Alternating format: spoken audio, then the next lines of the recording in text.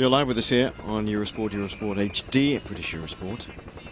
Watching recorded images here live on the Giro d'Italia stage 19. There's been quite a bit of picture breakup today because of the bad weather. Thunderstorms are sweeping in across the parcours today. The route from Bergamo to Makanyaga, 209 kilometers in total, and the sun's come out at the finish and dried up all the road, which is nice. But out on the road we have some really nasty conditions at the moment. A victim of a crash, we think, possibly colliding with some of the road furniture, we don't know. Craig Lewis, who, if you remember, was the man who had the most extraordinarily bad crash a few years ago in the Tour of Georgia. And he has been stretchered off, no more to partake in this year's Giro d'Italia. All the best to him.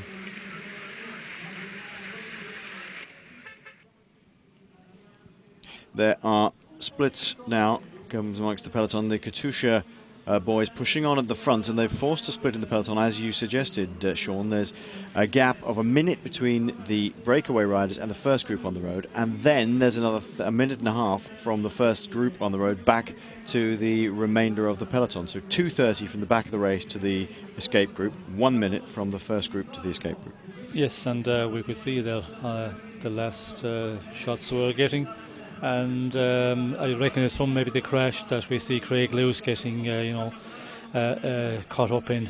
Possibly there was other riders there as well, because we see it was quite late when we got our pictures of it, and that probably split in the bunch, and we could see that there's a number of riders chasing that second group in a minute. It'll be interesting to see if there's anybody in the general classification in the top 10 that has missed it, and they're going to be in the panic situation. And as we can see in the front end of the bunch, the Katusha riders are really pushing on at the moment, so it'd not be easy to bridge that gap of a minute, and depending on which riders are back there, if there is somebody in the general classification, well, then he's going to really need the team to close it down. We haven't really seen any information, haven't heard any information about who is in that second group. If any of the big favourites have been distanced, it's going to be difficult. There are no live pictures at the moment because the weather, a big thunderstorm sweeping over the peloton at the moment, disrupting the live picture relay from the ground to the helicopter. These are shots of Makanyaga where the finish is today. We're going to take a short break while we can. There's no live action at the moment because the pictures have been breaking up. So we'll take a break and come back.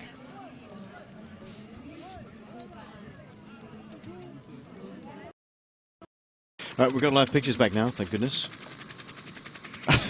Yeah, we went, when we left, we were seeing some ladies in traditional costume. Simon writing in on spokesman, SPOKSMEN, the Twitter feed saying, is that Angie out of EastEnders? Luke is now on the front, driving the pace of this group here, with Richie Porte just behind him. So the pink jersey is in this group. You can see Michele Scarponi is in the group as well. Nibali I can see just down the way a little bit. But there is a split in the peloton. We are not at all sure who is dropped behind. But the three big names at the top of the general classification are in this group here, which is the chasing group. They're on the climb up towards Makanyaga now. However, this is the first section of it. It does run downhill a little bit again, and the final drag is about 20 kilometers long. So you can see we've got about 6k to go to that point. We are just coming through Pier de Molera, where there are two tunnels. Well, there's one tunnel here and another tunnel just a bit further on.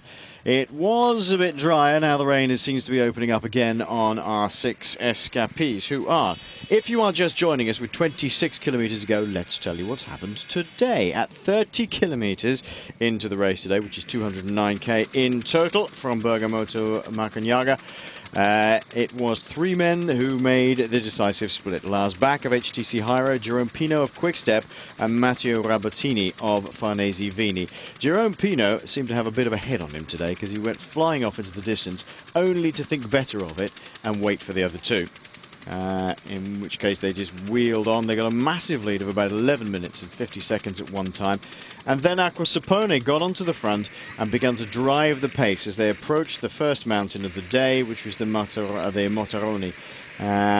Now, why should you say they do that? Because Stefano Gardeccia in the mountains classification jersey wanted to add extra points, and there were points available for the fourth man over the top. It's exactly what Gardeccia did. They chopped the lead down to, well, just about a minute or so, just a bit over a minute and 50, I think. Gardeccia went over the top in fourth spot, got the extra points, shot down the other side, and joined up with the escaped men. Two other men followed out of the peloton not long afterwards, Johan Chop of BMC and Michael Cherel of AG2R Le Mondial. Those six formed a breakaway. Looked like they might get away for a while because nothing was happening in the peloton whatsoever, but Katusha then took up the charge on the front. They have been absent from the winners' podium so far in this year's Giro, and Joaquim Rodriguez especially will be very disappointed to have been so. He's missing out a couple of times. He missed out when it looked like he might win to Jean Gadre. That was the one that was most galling, I'm sure. And so Katusha today have thought this is probably our final hurrah, last hurrah to get a stage win, and they've gone for it today. They are dragging back the breakaway. They had been dragging back the breakaway. They forced a split in the peloton as well. We know that the leading three men in the general classification are in the first big group on the road, not the escape group, but the first big group. You can see them at the front of the pictures, but we're not sure if anybody who is a big name and up in the general classification has been distanced and put into the second group.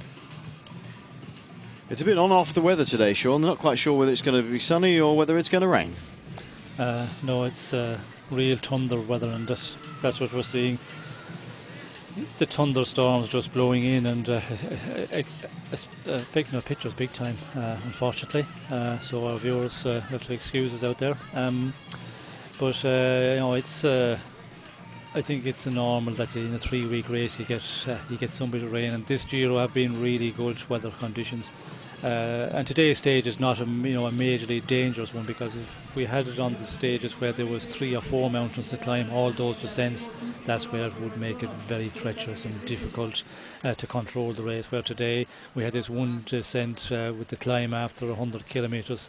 And the summit at 135, so a relatively easy day to control, even though in the bad conditions, and not as dangerous as many stages we've had in the past.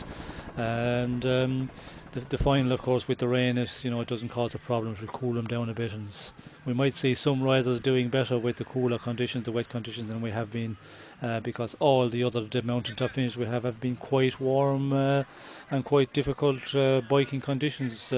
Temperatures quite high. Yeah, they are quite high. It's a bit muggy, isn't it, really? And as you can see, the cloud hanging over the top of the mountains. It's dried up a little bit at the finish here. But back in the race, we are not sure how well Katusha are doing in dragging back the 6 breakaway men who were last back. Jérôme Pinault, Matteo Rabotini, Stefano Gardeccia, Johan Chop and Michael Cherel. Well, while there's nothing going on here, it is worth just having a quick look at what's been happening in the papers. Here we are, back with live pictures just at the moment. Visconti dragging himself back up to this group. And Visconti's sort of been dangling off the back over the last few kilometres. The other man just behind him is Marcel Wyss, the Swiss rider from Geox. And Nocciantini from AG2R just looking over his shoulder there, and he's sitting on the rear. So it tells me that Gadre has to be up in this group here, otherwise he would be pulled back. If he was back in that second group, he would be immediately stopped and may go back to get Gadre. So Gadre is surely in here also with the leaders, the man who is in 4th position in the general classification. This is Rabotini and Jérôme Pinault, who, as we say, Jérôme Pinault shot out of the peloton to form the break and then just rode off into the distance. Tactically not that greatest thing to do, so he waited around for the other 2 men. It's a long old haul by himself, 170 kilometres just by himself.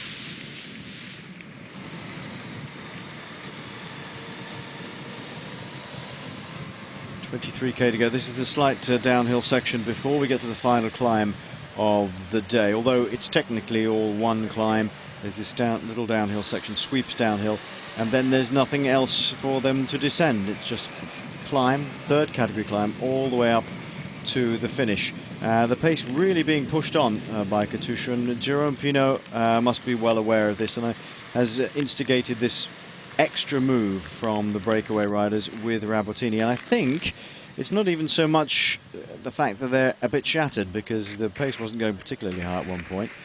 I think it's that they feel that they can take advantage of the poor weather conditions and get away from their fellow escape riders and make a clean break here, Sean.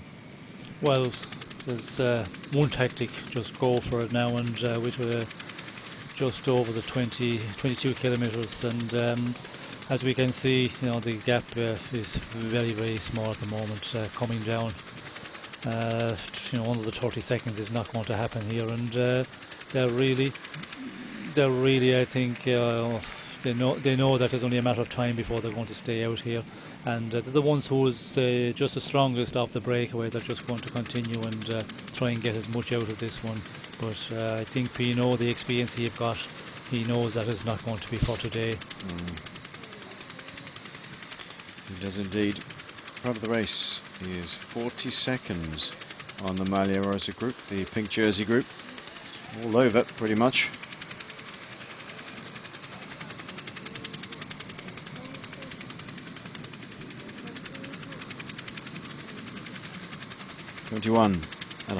roughly kilometres to go. We haven't seen the escape riders being pulled back in yet, or at least 4 of them. Because 2 of them are still out there and trying to push on, trying to get some more leverage against the peloton. Jerome Pinot and Matteo Rabottini.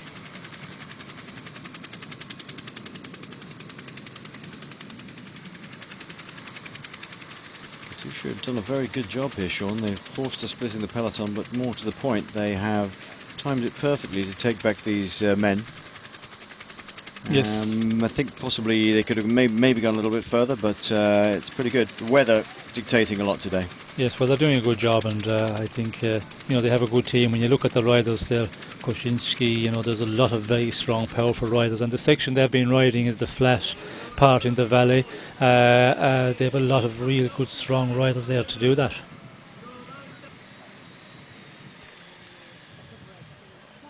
Right, we'll take a short break because the live pictures are being disrupted again. Yeah, this is. We'll be back in as soon as we can, really.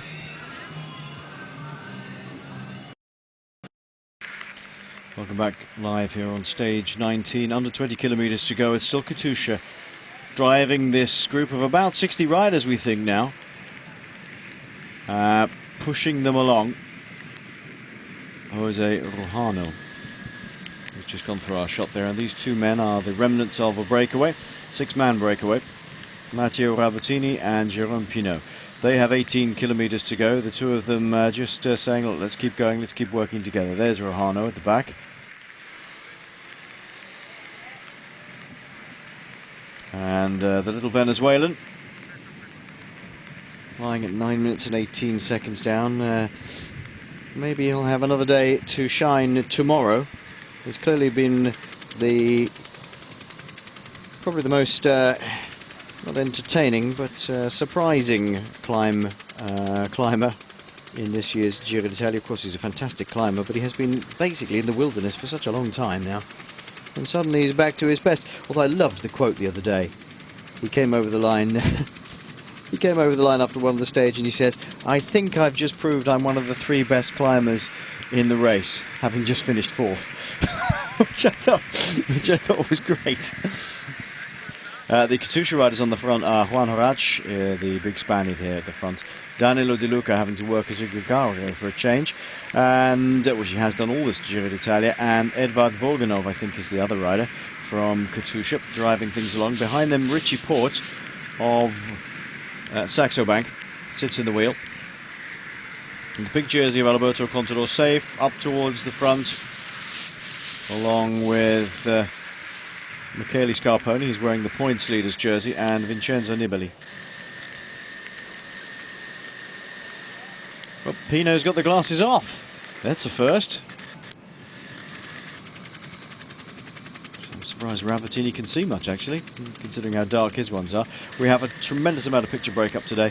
Our apologies for that. Nothing we can do about it, of course. It's all down to the weather conditions here on the Giro today. De Luca going through to do his turn. 30 seconds now between the Katusha-driven bunch here and the riders still at the head of the race, with about 17.5 kilometres to go for them. There we are, 35 now. Never going to happen for them. Well, I'm not sure Danilo De Luca would have thought he was going to be in a Gregario's job for this year's Giro d'Italia. If you'd have asked him that 18 months ago. That's what you get, boy, for being the way you were. Lucky to have a ride. Sending up some nice rooster tails, though, one has to say. Good shot of that Focus Azulco there. Just shows how big the bottom bracket area is on these bikes these days. The big oversized VB30 bottom bracket. Trying to make it as stiff as possible. Is there any advantage, Sean, in having a bike that isn't quite so stiff in weather like this?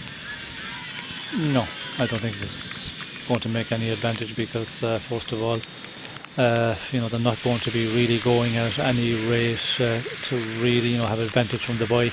We see on the descents there on the earlier part when it was much drier, they were really taking it slow back in the bunch, and as we go on here, there's nothing more to do in descending, so it's all about uphill. So the bike is not going to make an awful lot of difference today, and I think all the bikes now are, there's such a good lot of bikes out there, different brands of bike. They're all, really very rigid and all very good top quality bikes. And Breakaway is the bike that this man Stefano Garzelli is riding, named after one of the former heroes of Italian cycling from after the war, Breakaway.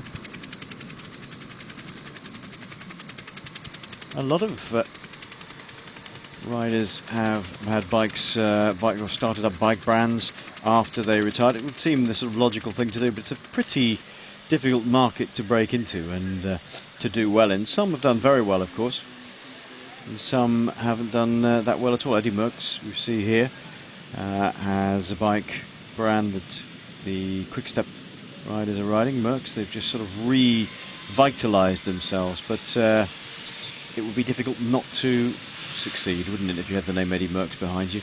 Cipollini is the other bike in this little duo here. Mario Cipollini's company. New kids on the block. Jolly nice pieces of machinery as well. Were you ever tempted to go down the route, Sean, of having a Kelly bicycle? I think you did in some areas of the world, didn't you?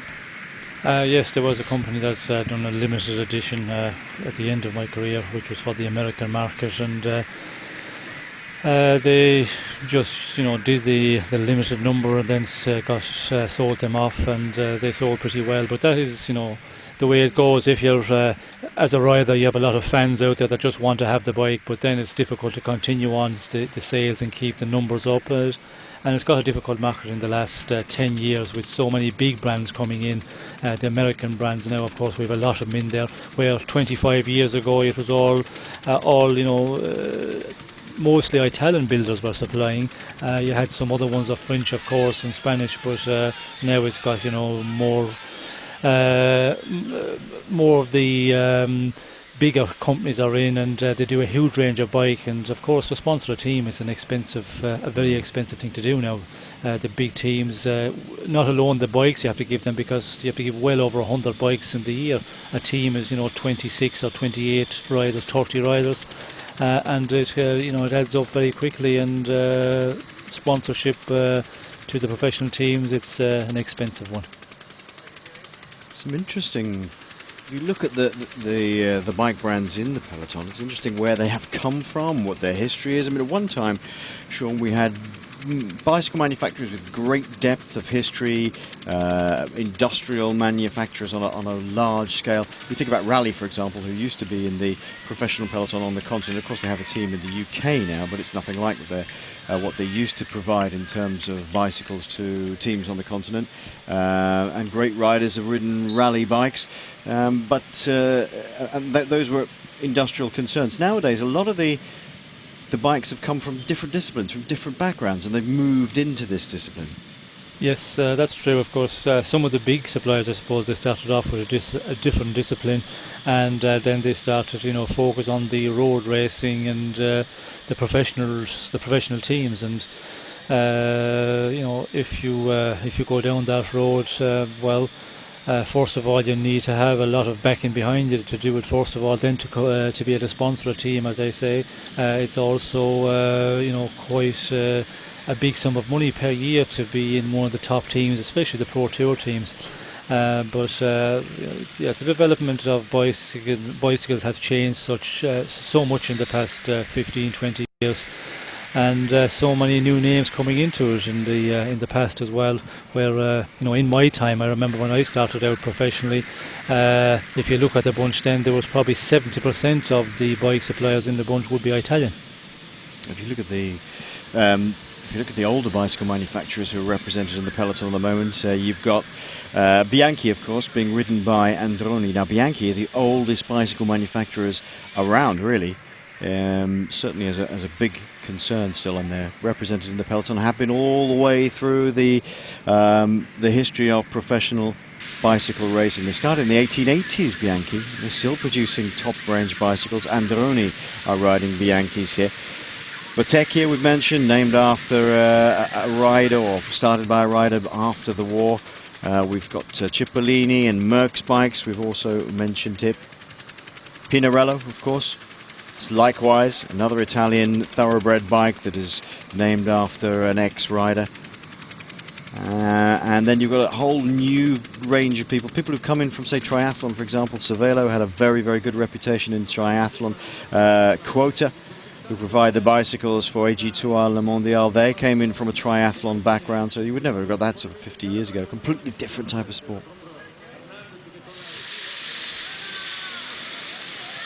I guess the one that you'd have to sort of show as well, if it's specialised, they've got two teams, well, they've got a lot of teams now specialised, that specialise themselves, and Trek as well, coming in from the mountain bike background and then producing road bikes as well, specialise more than anybody else. Really made their name in mountain bikes all over for the day for Jerome Pino and Matteo Rabottini. That was a very much elder statesmanly pat on the back. 14 kilometres to go. It's a third category climb, but you can see ramps up a little bit, a couple of 9-degree ramps in it.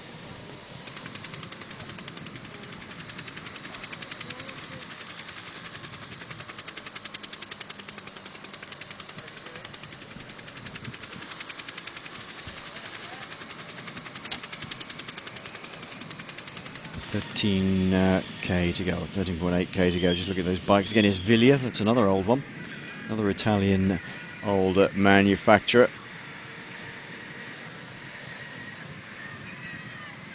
Vacansoleil, that's an interesting one. That's a fairly new bike brand, Ridley, named after Ridley Scott, because the man who started the company, his favourite film was Alien, which is why and it was directed by Ridley Scott, so they named them Ridley bikes. There we go, our two breakaway men. The chase is over by the Katusha team. Matteo Rabottini and Jerome Pino are caught. They should be able to slip into this group okay, Sean, and just stay there till the end now. I'm not sure will they stay there to the end. Will they even try? Because, well, I think they've put in a big effort here, and they're possibly capable of doing it. But again, Pino, he'll say, it's game over now. 13 kilometres is the finish. I'll just ride up this thing at my pace. And when he sees the bunch coming by, he'll say, "Oh, there's a lot of guys out the rear door of this one," and he'll just try and recover a bit. And tomorrow's another day, and we see him yesterday very active in the breakaway, getting into that big breakaway, and doing the same thing again today. Tomorrow he'll possibly try and do it again and see can he succeed. But unfortunately, with the Katusha guys taking it up, otherwise it looked like a good one. And it looked too good to be true for a moment, because the bunch really slowed up and it started to grow out 3-4 minutes very quickly. But I was thinking there'll have to be some team here who will not be happy with the situation, the director sportif not happy, and I think Parsani getting on to the guys from Katusha and saying, look guys, right here, this is our chance with Joachim Rodriguez possibly to get a stage victory.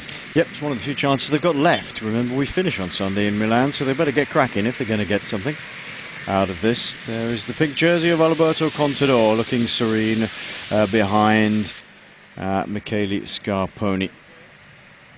Goran Stangelli is the man in the blue and white and red at the back. The Slovenian national champion still plugging away. What other bike brands have we got in there? Fuji, big American company, providing the bikes for Geox. Somebody writing in, who was it? Alan Jones writing in on spokesman saying, those Cipollini frames and forks look rather like time trial frames and forks, don't you think? That was partly the idea when they created them, is that if you wanted to use it as a time trial bike on your, or you wanted to use it as a road bike, you could. It's extremely aerodynamic. That's what they've worked on, making it as much of an aero bike as possible. If you look at the front of it as well, you'll see that the headstock, the head tube, is very, very short indeed. Most of the road riders, the taller ones in the Farnese Vini squad, have got a big stack of spacers above the forks to bring them up to the right level for road racing. But for a time trial bike, you want to be as low as possible, or they want to be as low as possible. That's why they designed it that way.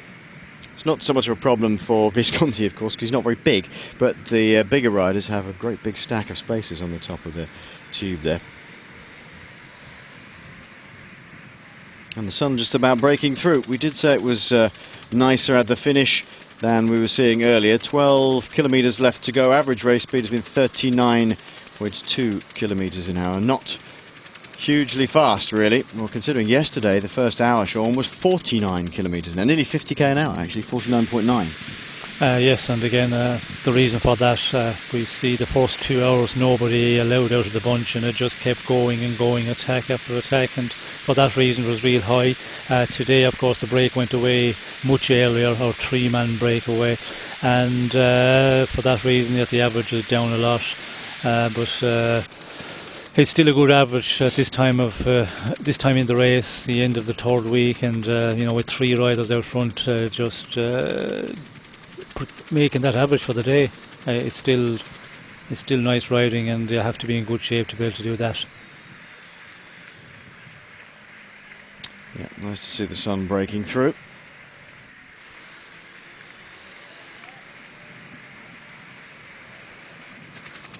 Goran Stangelli at the back.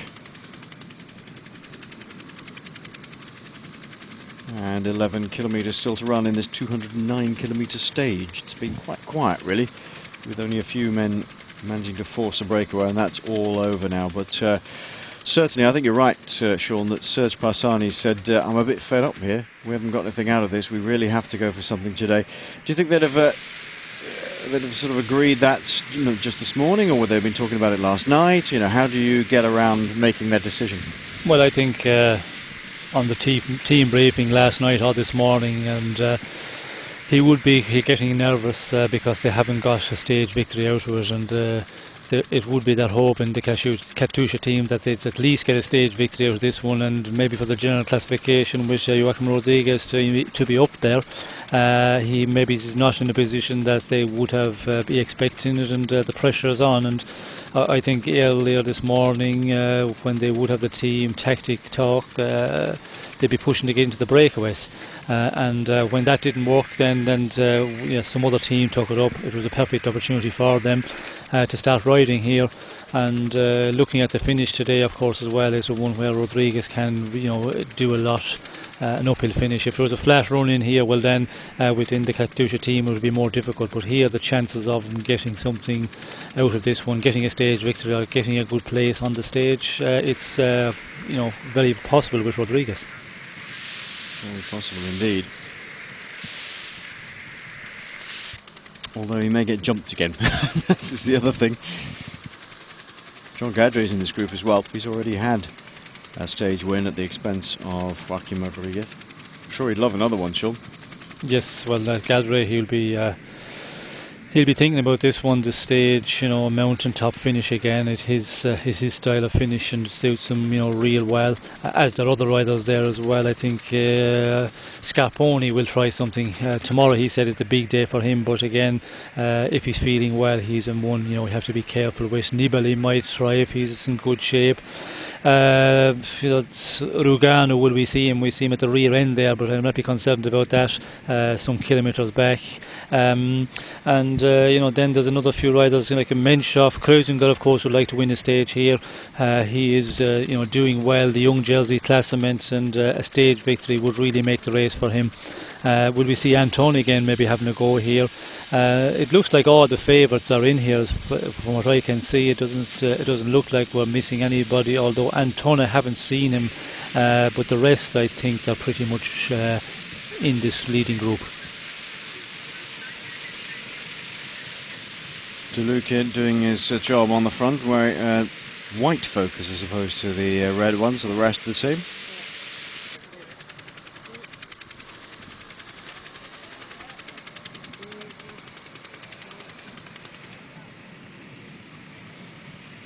You can see how much warmer it's got and how much quicker it's got that heat on the road, because the camera focusing on Stefano Garzelli is nicely fogged up now.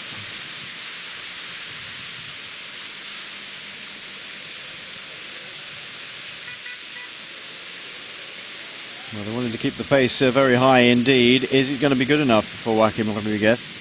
This is the big question.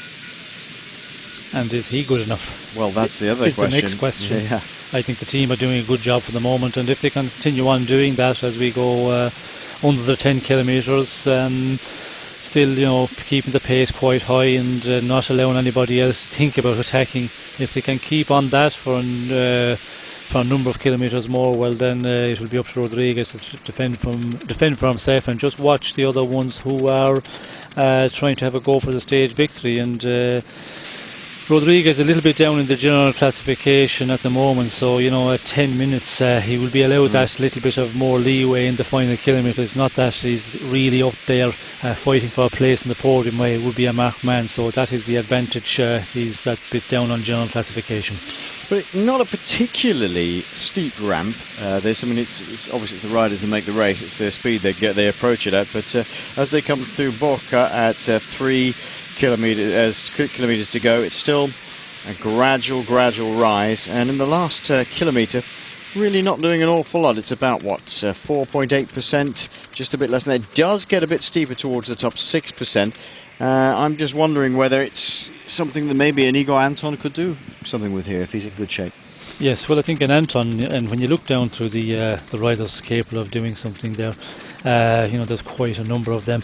I don't think if it was real steep for Joachim Rodriguez, it wouldn't be his style of finish. The form he's in at the moment, the little bit of an easier grading, I think he has that bit better chance. But again, it depends on when they go in the attack. We're still, 8.7 kilometres in the finish. There's a lot can happen yet, as we can see the pace quite high. And if they start attacking 5-6 kilometres in the finish, well then it's going to be all about the who's going in the attack. Scarponi, for example, if he goes, he's going to be marked by Contador a bit. Nibali will be also trying to stay with him. So there's a marking situation there. And Rodriguez, what he has to do is just follow and wait for that final 200 metres.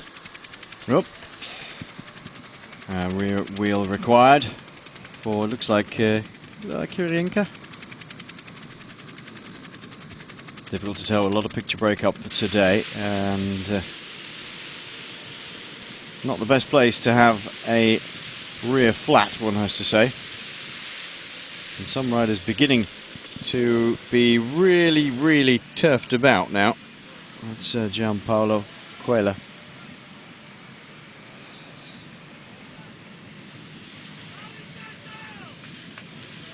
Nice road surface here as they run up to the finish today in Makanyaga. It's not been the most interesting day to talk about, really, because we've had a lot of picture break-up, and it's been quite formulaic in the way that you're going to get a few men going away. They're going to try and win the breakaway, plus the fact that you've got a team who still hasn't achieved what they think they should achieve here in the Volta a España, so the Giro d'Italia.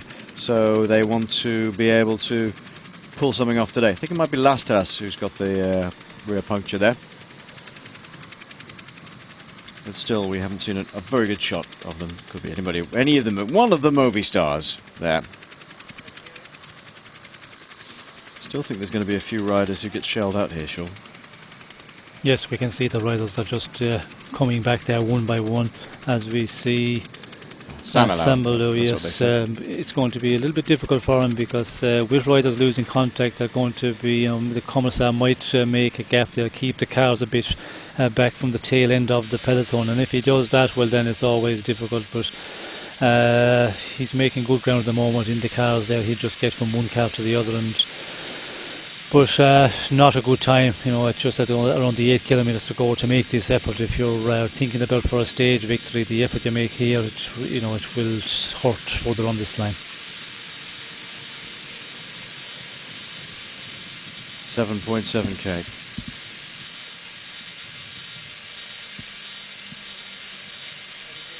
And the sun has broken through, allowing it to be a little bit nicer at the finish today at Makanyaga. And we can see Rugana sitting there very much on the rear end of that group. He's been there most of the time though, hasn't he? Yes, well, he was quite a number of kilometres further back in the stage.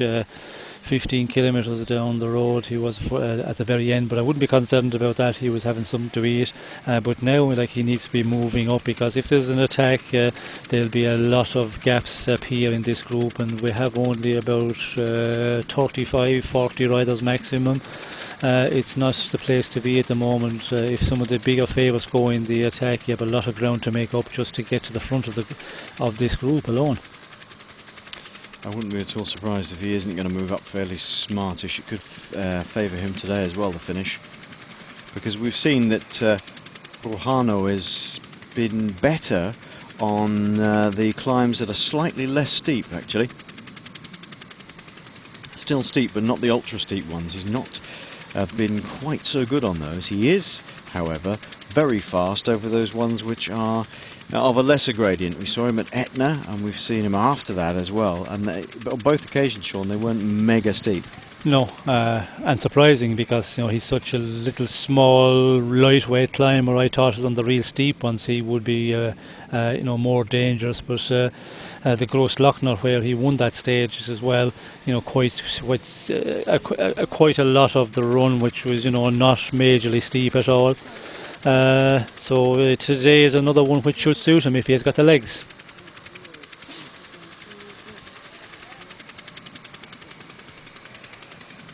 Roman Koisinger sits behind the race leader, Alberto Contador, and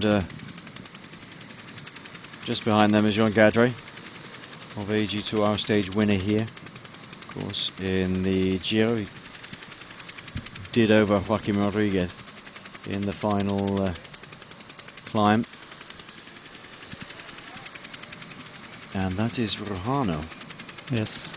Not good. Not in a good position at the moment, and sitting back there that far, it's not the place to be at the moment as we see action up front. Tirolongo, isn't it? Had a go yesterday and didn't quite make it. Looked strong in chasing down the Gianluca Brambilla,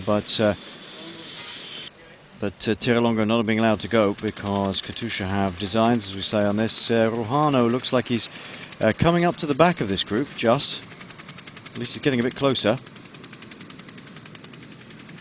Well, he was until Paolo Tirolongo kicked it off the front. Oh, that strung them out a little bit. Tirolongo, bit between his teeth.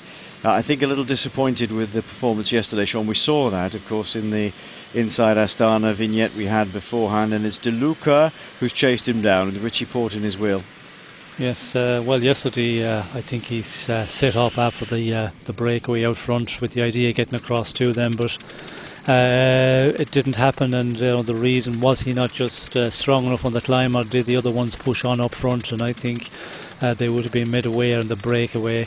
That they had to keep a really good pace on, because if he came up, well, then it could complicate the situation. As we see today, it looked like the breakaway was going to stay away, but then there's a team take it up, and you don't want to get into a situation where the teams for the team classification start riding.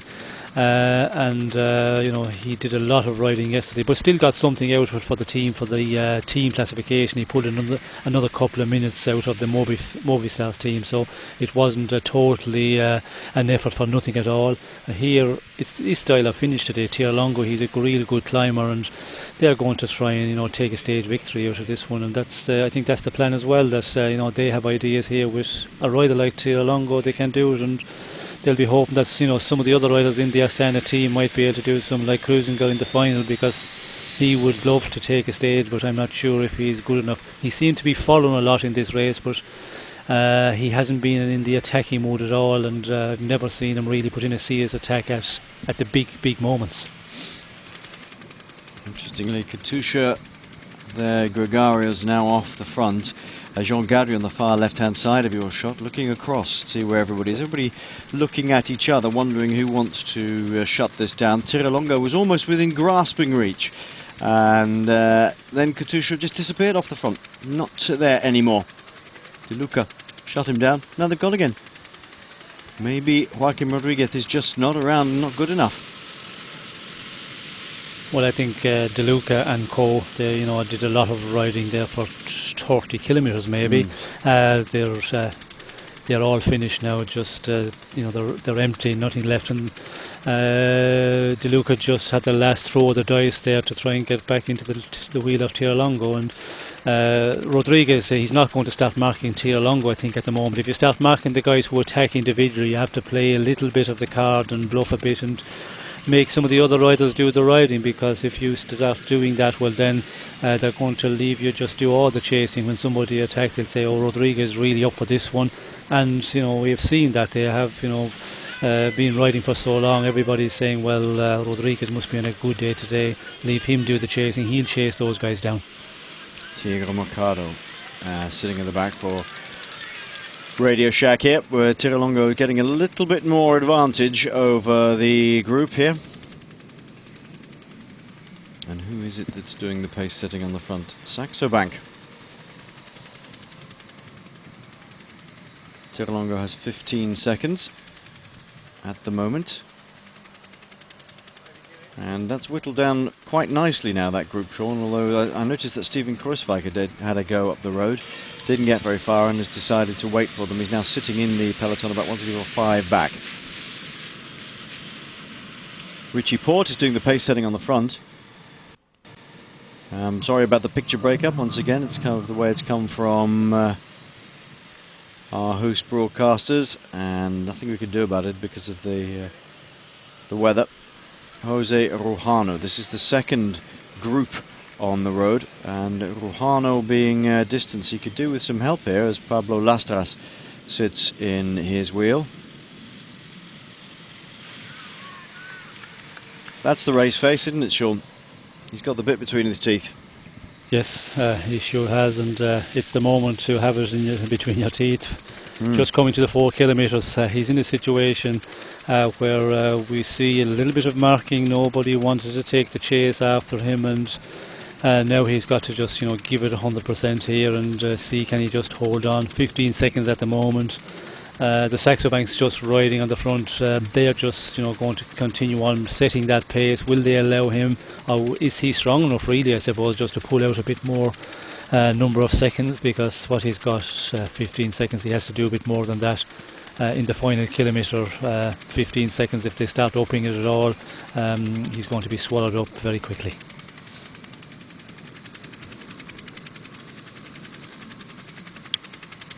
This is the group that's chasing the pink jersey group on the road. Jose Rujano, nobody's going to give him much help, or can't give him much help, and that's a long way, so not a finish for Rujano today. There is the leading group, and Tirlongo with only 15 seconds. Looks a bit more than that, I have to say, on the road. To look back over the shoulder really and see how far back we're going, but it doesn't really kick up too much. It kicks a little bit up towards the end. It gets to about 6% in the last kilometre. Port continues to churn away at the front here. Former triathlete Richie Port from Tasmania wore the pink jersey last year in the Giro d'Italia, and the best young rider, of course.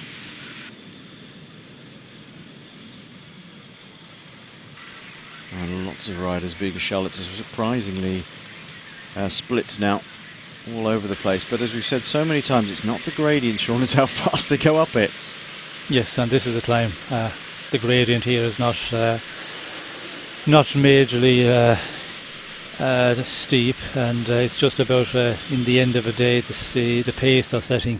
And when you get the weather conditions, well, the wet conditions they've been in for a while today, the legs are a little bit heavy. And of course the big thing is, you know, the race at the moment into the final week, getting to the end of the third week, a lot of tired legs here.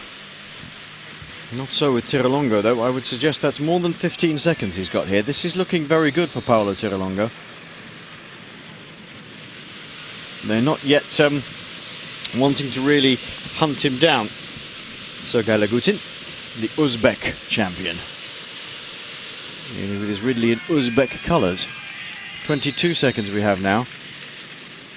And I thought yesterday this man looked very strong, but it sort of faded towards the top of the climb, and Brambilla kept him at bay. He got him on the descent, but there's none of that available for him today. He's just going to have to plough away as much as he can, as Thierry Mercado is beginning to lose contact with this little group here. So Richie Port is pushing on at enough a pace to shed Mercado at the back there. Yes, and the Movistar, was that Arroyo we see there just on the rear as well. So Port is dishing out hurt big time here, and he's getting better as this race go on. We've seen more of him in the last week, and certainly getting stronger as it goes on. Tirolongo having difficulty here keeping it turning, but still 22 seconds, doing a real good job, because the pace is high. When you see riders starting to lose contact just on the rear of this group of about 15, 18 riders, big names, it tells us that there's a serious pace on. Under the 3 kilometre to go banner then. You can see Alberto Contador looks to me as though he's winding up for the pace a little bit here. Wants to get to the front and push it on.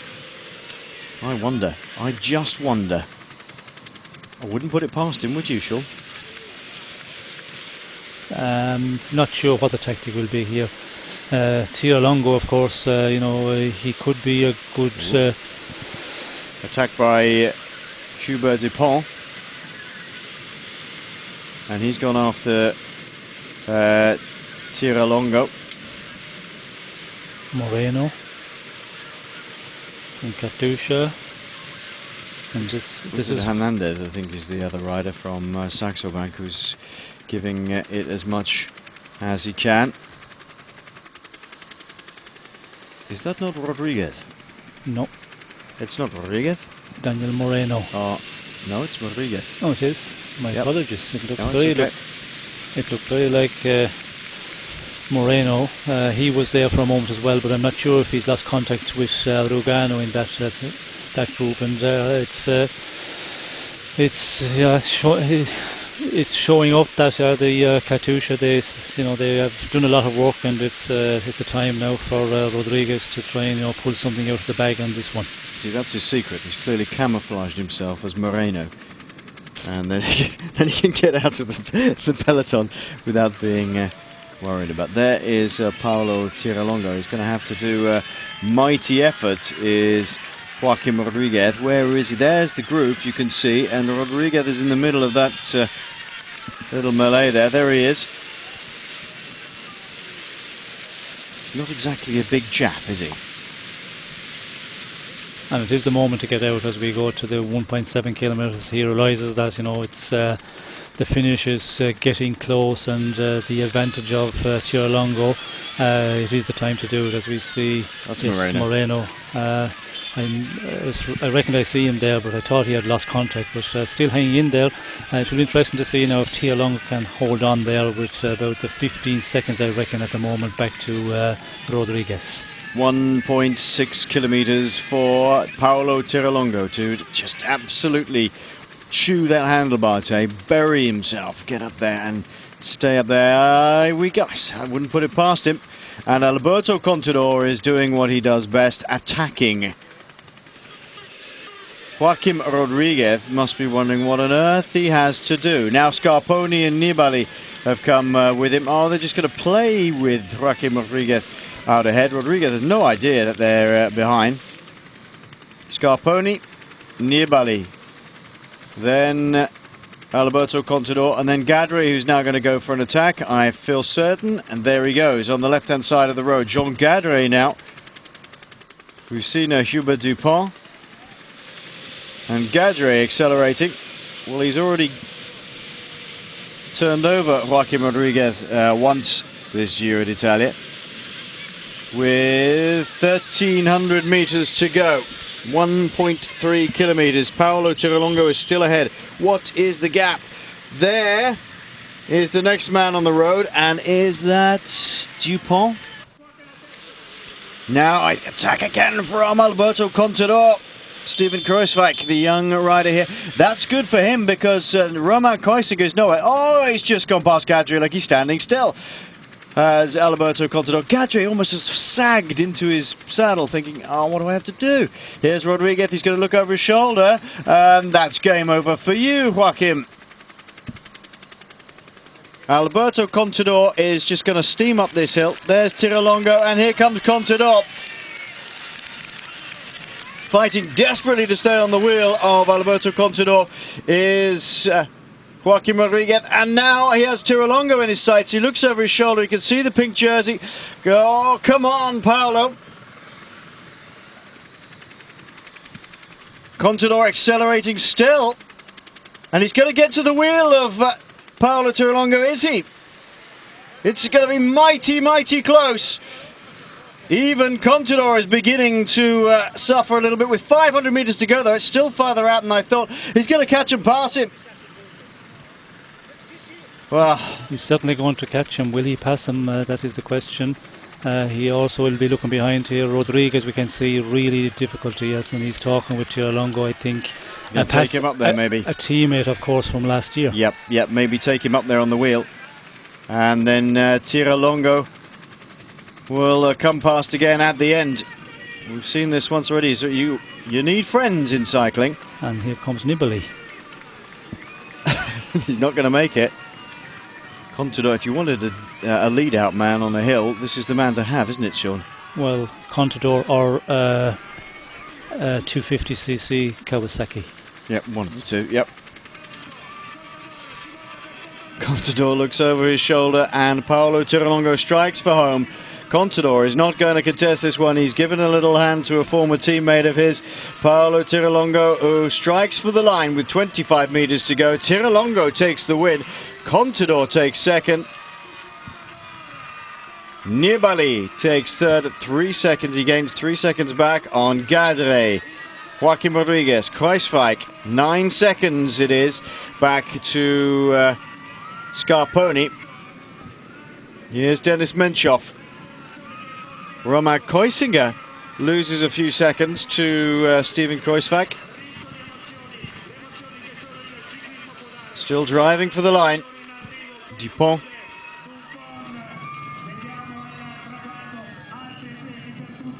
And there goes, that's Nieve, who's come just over the line.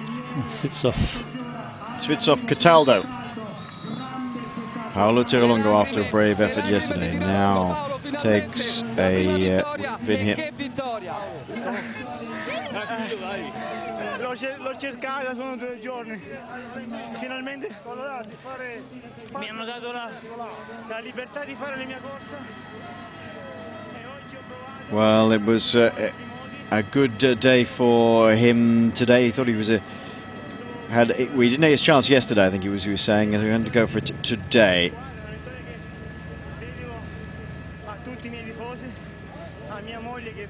Well, he's been working for the team, he said.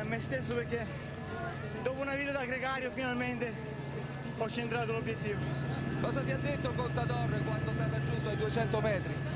con Alberto siamo grandi amici. Matteo Carrara just coming over the line, È stato lui looking a completely incitarmi a wiped out. scattare ai 6 all'arrivo perché mi ha detto questo è il momento buono per partire, sapeva che io stavo bene perché Well, I saw the right time to go, and I went. Comunque lo ringrazio anche lui che è un fuoriclasse ed è un So I say corridore thank you to che all per my il ciclismo teammates. è importantissimo.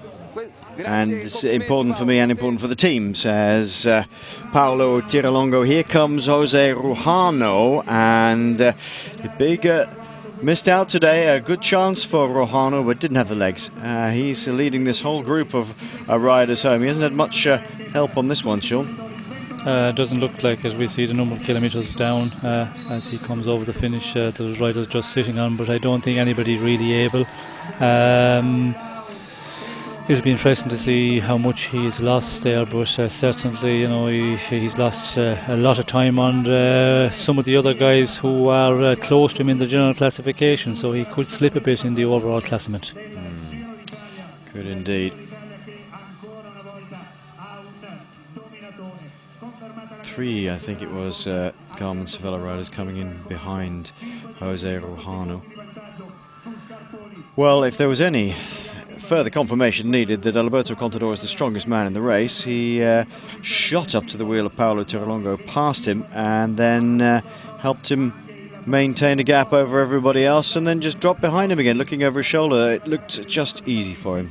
Yes, he's making it look so easy. You know, when he went in the attack, first of all he attacked and was chased down by Nibali Scarponi, then just slowed it a bit. A second attack, they were not able to match him, and the way he went by Joaquim Rodriguez, Gardeccia, he just went by him so fast, and then came to Tiralongo and just upped the pace a bit, got Tiralongo in his wheel, and was all the time able to look around. We could see him here when he was sitting on Tiralongo, just taking a check every so often to see that there's nobody coming up in case they come from behind and just rob them of the stage victory. Tiralongo had a very good go yesterday, and Tiralongo and Contador were talking a lot earlier. We saw them in the peloton before the breakaway was hunted down by Katusha. They know each other well, former teammates at Astana, of course. Well, he's not even trying. He's just sitting there looking over his shoulder, making sure that Nibali, Scarponi et al. Are not going to come back at them. I wonder what would have happened if they had come a little bit quicker at them. Tiralongo then takes the stage victory. The Astana rider has got better and better, actually, as this Giro d'Italia has gone on. Some riders beginning to drop by the wayside, or beginning to really suffer. Dinachenko within the team, we know, has been having all sorts of problems, both physically and I think just keeping him going mentally as well.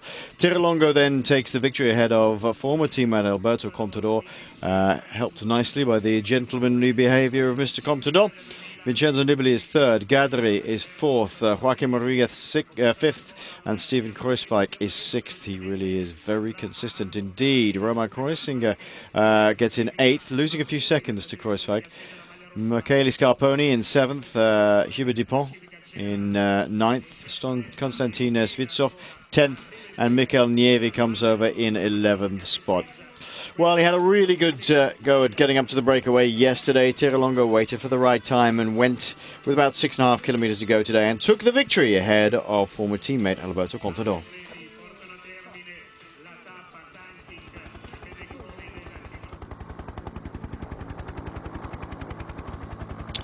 Contador leads by 5:18 over Michele Scarponi. He's pulled it out to over 5 minutes now. Vincenzo Nibali is third, Gadri fourth, Svitsov is fifth, and Nieves only sixth on the GC, but 10 minutes down on Contador. He is by far the strongest man in this year's Giro d'Italia, Alberto Contador. His bid is to go from here and do the Tour de France and win that as well. You never know. There are rumours he might even go for all three this year and take the Vuelta a España as well if he can. And that's never been done before. So the last person to win the Giro d'Italia and then the Tour de France in the same year was Marco Pantani. before that, Indurain, before that, Stephen Roach, and then Eno before that. But Alberto Contador would join a very exclusive list indeed if he could do that on the same year. And if he took the Vuelta as well in 1 year, Sean would clearly have to be thought of as the best Grand Tour rider of all time. We have just under 70 kilometers to go here.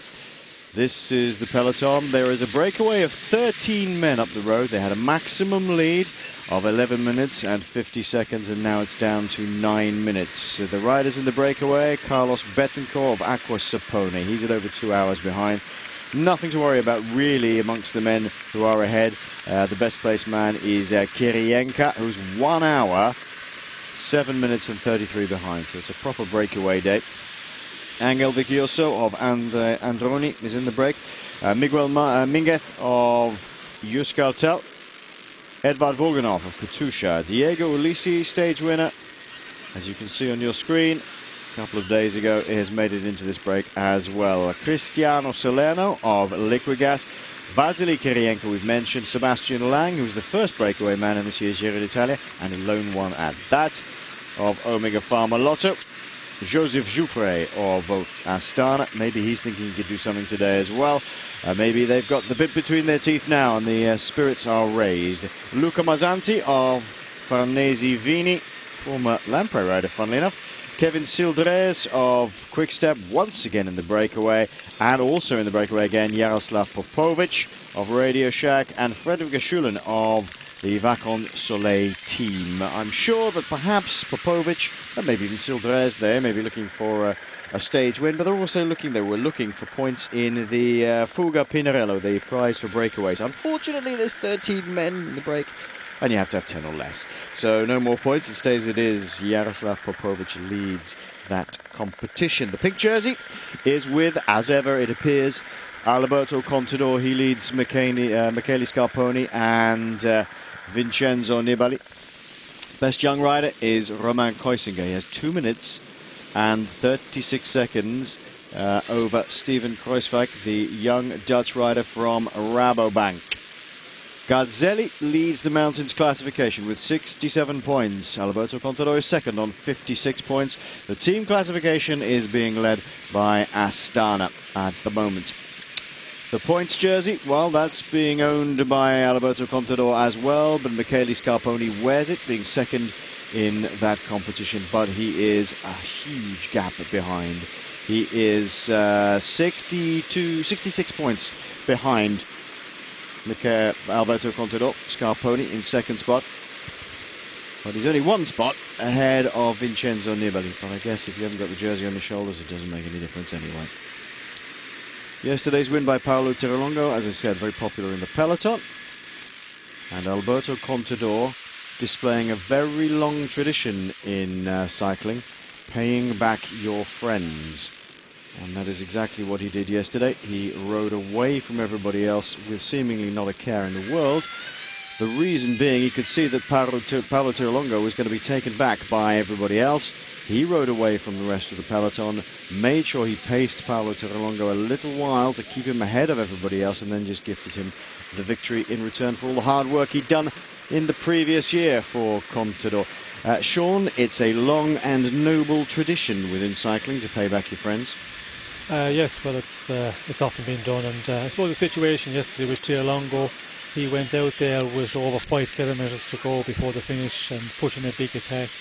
And a bit of action behind, nobody able to come across to him, and Contador then in the last 2.5 kilometres he just started to try, and he gave one attack, and he was closed down by Nibali, Scarponi and some of the other favourites. Just knocked it back a bit and then attacked again and just rode away, and amazing the way he was able to ride by Gadre. Rodriguez just went by him with so much ease and rode up to the wheel of Tirolongo and then started setting the pace. But the amazing thing was he was able to look around and he was able to keep it under control, what was happening behind, which is a really difficult thing to do when you're in a mountaintop finish. You're really on the limit there, giving it everything, but Contador looked so much at ease and gifted Tirolongo the stage. And of course he did so much work for Contador in the Tour last year. Tirolongo was one of the main men in the mountains, so just gifted him the stage, and I could see it coming actually in the last cage when he was coming to him. I thought he might just stay in his wheel, but actually he did take up the pace, and he needed to do it because Nibali was coming back to them. And how did the French press describe Contador's actions today? There's rather religious references. Yes, well, they called him the Pope of the Giro, and of course, the Tifosi as well. I think it went down very well with Contador, leaving an Italian win, and Tiro Longo, it's his first win in his career, and he has, I think, about 10 or 11 years professional. So what a victory for him! And I think it was a real bonus for Contador to allow him to win the stage, because the Italians will really like him for that, and I think he will have more support. And as we know in this race, he's had some difficult times because he's so dominating right from the start, but I think that will help a lot. And anybody that wasn't really a supporter of Contador in this Giro, I think he will turn a lot of them in his favour. There is Paolo Salvoldelli reporting for Rai, the host broadcasters, from the back of that motorcycle. It's not raining today, which is good. Why do we mention Paolo Salvoldelli, apart from the fact he was a real demon descender? Won the Giro d'Italia twice, and a thoroughly likeable chap. Well, the last time that we came to the Col della Finestre, it was that stage where Paolo Salvoldelli salvaged his win in the Giro d'Italia by making the most incredible descent imaginable, when Gilberto Simoni and Jose Rojano ganged up on him and gave him a bit of a duffing over up the mountain.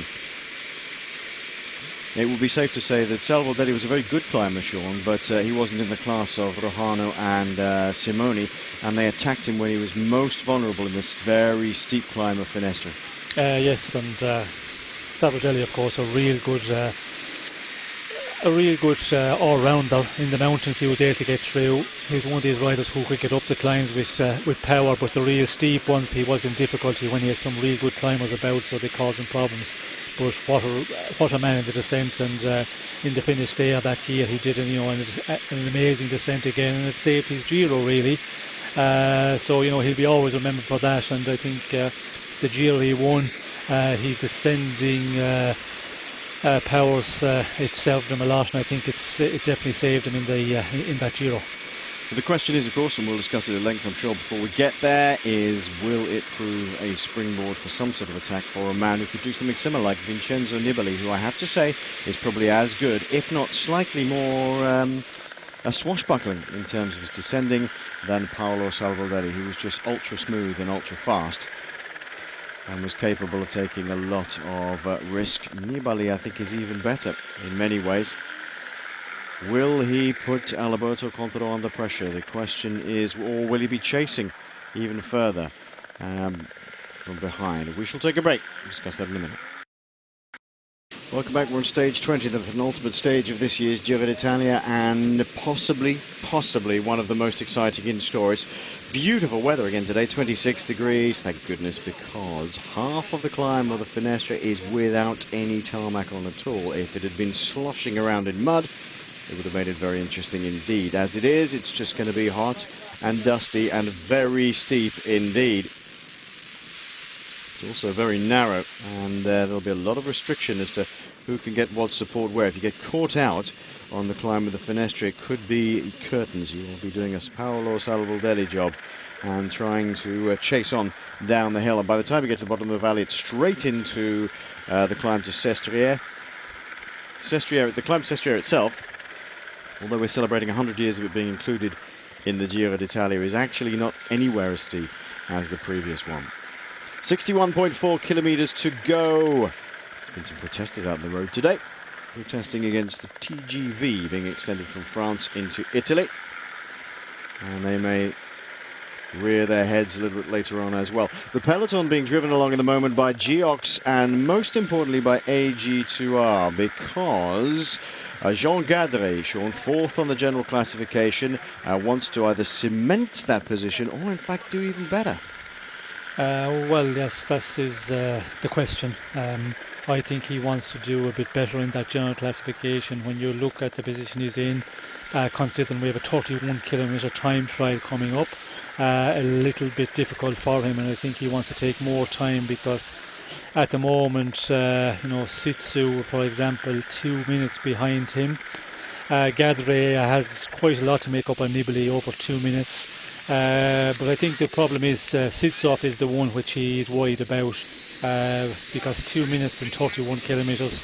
When you look at this, the style of Sitsov in the time trials, he's a real powerhouse. Where Gardeccia is going to have difficulty, I think, holding on. So he wants to take a bit more time in that classification. Maybe he's thinking of moving ahead in time from Sitsov, but also possibly from Nibali. He wants to move up and get close to the third position. He could do that today if some of the riders get in difficulty, and it's very possible because this final it's going to be a very difficult one.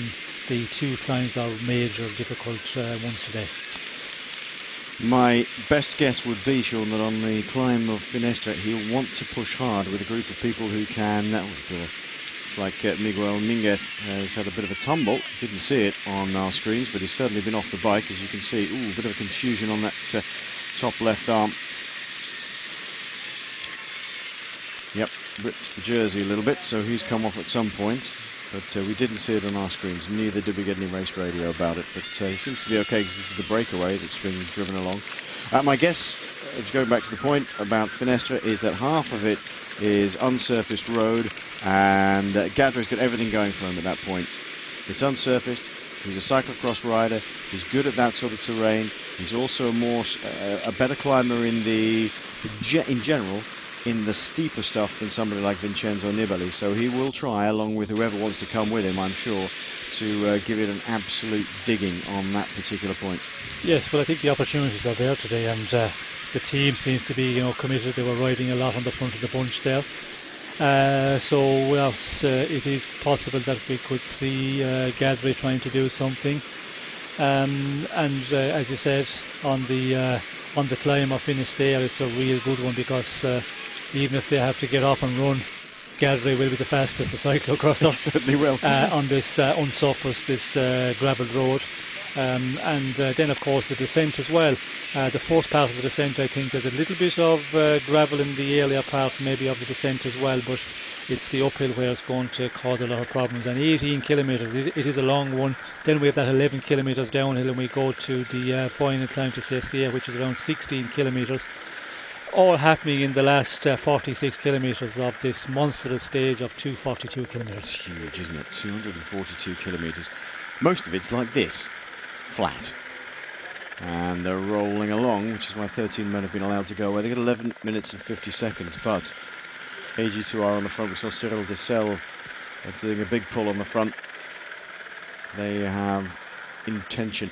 The intention of Geox being up here, Sean, must be for Dennis Menchoff's position in the general classification, because there's a lot of men very close together here. Yes, and Menchoff, of course, we haven't really shown him that great signs of the form is really good. He's been following a few times, but never really went in the attack. He's not an attacking rider, but sometimes if he's in good shape, he just tries to start making his tempo, making his pace in the front. Haven't been doing that at all. So I reckon it's the general classification. Menchoff at the moment is 9th, and there's a lot of riders there in that 10 minutes bracket. So he's at 10:51. You have Rodriguez 10:43. You have Cruisinger at 10:20. Menchoff the better time trialist as well, so I think he's hoping that he can move up. But can he do something today? I see it being difficult, because in the last days he hasn't been shown better than the Rodriguez, than the Cruisinger, than any of the guys ahead of him in the general classification. But again, it is possible that he might be feeling a bit better and going to have a go today and try and leap up that general classification. But tomorrow is definitely an opportunity for Menchoff, by far the better time trials of some of the guys in front of him. But again, it all depends how he's feeling. If he's suffering the last days and he's getting really tired, well, then it's difficult to produce a real good time trial. But it'll be an interesting final. I think there's a lot of guys there, and the top 10 places in general classification, when you come down from about 5th, 6th place down to the 10th or 11th place, I think there's room for a lot of movement there today and also tomorrow. Within the top 10 we have Alberto Contador, who has of course won the Vuelta a España. He's won the Giro once, he could win it twice, by the end of tomorrow. He's won the Tour de France 3 times. Vincenzo Nibali, winner of the Vuelta a España. We've also got Denis Menchov in 9th spot, twice a winner of the Vuelta a España and once a winner of the Giro d'Italia. It's a fairly high-class field, one has to say, up the top end. In between them, Scarponi in 2nd spot at 5:18 down on Contador. Forget that at the moment. He's just 5:52 behind Contador is Vincenzo Nibali, so it's only 34 seconds between the two of those. That could be a very, very interesting one indeed. Nibali and Gadre, well, 2 minutes and 1 second, but as we were saying, Sean, on today's stage, Nibali doesn't like the really, really steep stuff. No, doesn't like the steep stuff, but yeah, we see him in the Vuelta last year when it was, really to fight for the victory. He did put in a great performance in that final days and the final mountain, really. Again, the same situation today. Will he be able to, rise to the occasion and hold the position he's got? Because I think if he can hold that position to Scarponi, 34 seconds down in the time trial, I think Nibali might fancy his chances of pulling that back and leapfrogging over Scarponi for the 2nd place on the podium. But it all comes to how they're feeling, and if they feel good, if Nibali is good, he will try and attack, and then the descent, of course, will be the interesting thing. That's where he could cause a lot of problems to the other favourites. There is Tiralongo back to day duties. We're going to take a short break. 55 kilometres to go for our race leaders.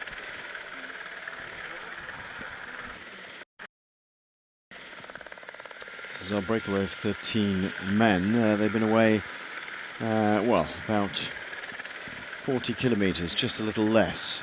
They started to form the breakaway. By 40 kilometres gone, the breakaway got together. It's Betancourt from Acqua Sapone, Vigioso of Androni, Miguel Minguez of Euskaltel Solano of Liquigas, Ulisi of Lamprey, Voganov of Katusha, Sebastian Lang, which you see in your shot, of Omega Pharma Lotto, Kiryienka of Movistar, Joseph Joupre of Astana, Mazzanti of Farnese Vini, Sildrez of Quickstep again, and once again, Jaroslav Popovic of Radio Shack. Last man, Fredrik Verschulen, is doing one break here in the Giro d'Italia from Bacon Soleil. Now they have a gap of under 9 minutes now, and the peloton's being pushed along by AG2R. We talked about Gadre's possibilities on this Col de Finestre because he's a cyclocross rider. He's been doing well. Oh, it's the Tour Down Under. He's been doing well, and as a cross rider who likes reasonably steep stuff, he might be able to get away and put a few people under pressure. Nibali is just ahead of, I say he's just ahead of him, he's 2 minutes and 1 second ahead of him, but if he's in problems, Gadre will want to attack him. There's 2 minutes and 5 seconds between Gadre and Svitsov. It's all quite close up towards the top. Scarponi and Nibali will be watching each other. I don't feel, Sean, that Vincenzo Nibali is the sort of rider who's going to just look at Scarponi all the time and think, I'm going to consolidate my 3rd position, or maybe try and ease up a little bit onto 2nd position because I could turn in a better time trial. I don't know. I think he's the sort of rider who says, I've still got a chance to put the big favourite under pressure, I'll do it. Well, I think when you look at the climb, the penultimate climb of the day, and it's one which is going to be normally a little bit more difficult for Nibali, but again, you never know at this time in the race. But looking at their past performances, Scarponi, I think he might be a little bit better on this one, but it's just so hard to calculate at the moment. And Nibali, of course, if he gets up this climb and he's there with the favourites close to the top, then on the descent he will surely try and push it on, because it goes down very rapidly for 11 kilometres and then we start the climb to Sestriere immediately.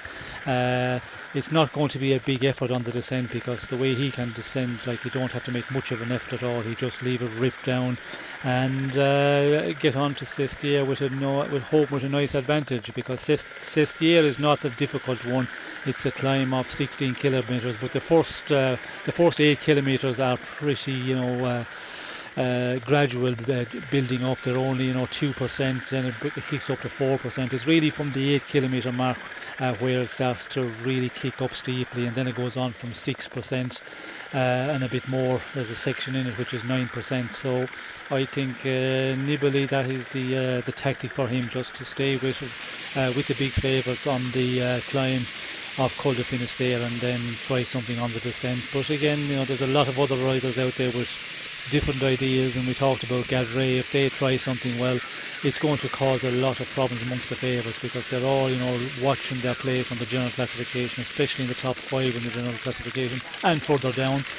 So if there is a movement in that climb of Finestre, well then we will see a lot of guys, a lot of action, and maybe some of the favourites having difficulty staying up there.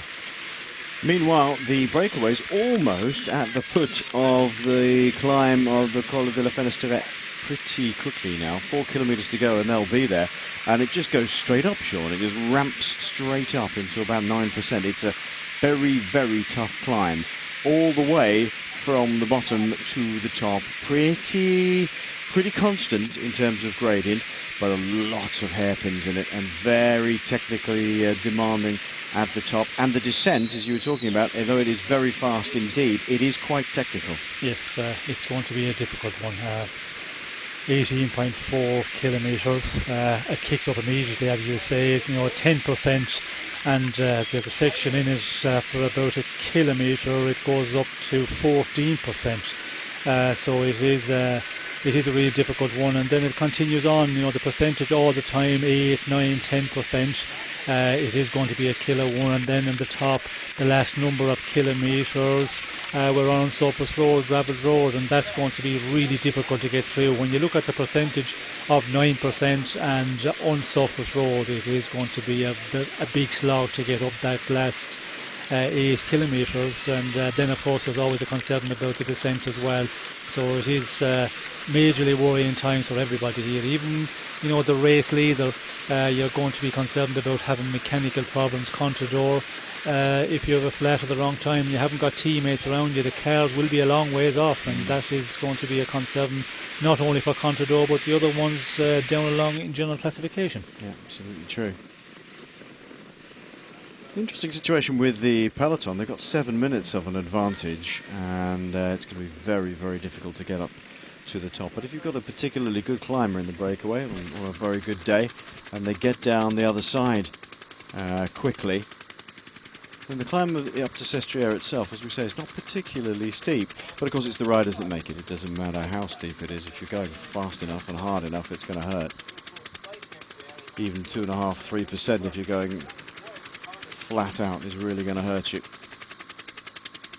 That's the big question for Nibali as well. If he can get over this climb of Finestre and down the other side ahead of Contador with a reasonable advantage, will he be able to basically time trial it up the hill? Who knows? AG2R still on the front here. We've had 2 very good men in this year's Giro d'Italia, Hubert Dupont and Jean Gardeccia. Gardeccia, who seems to be coming good on the promise he showed in the Giro d'Italia a number of years back. He and his team are trying to dictate the pace of things today. And to remind you, we are coming into the last 48 kilometers of this stage 20 in the Giro d'Italia. The Col de la Finestre still to come here.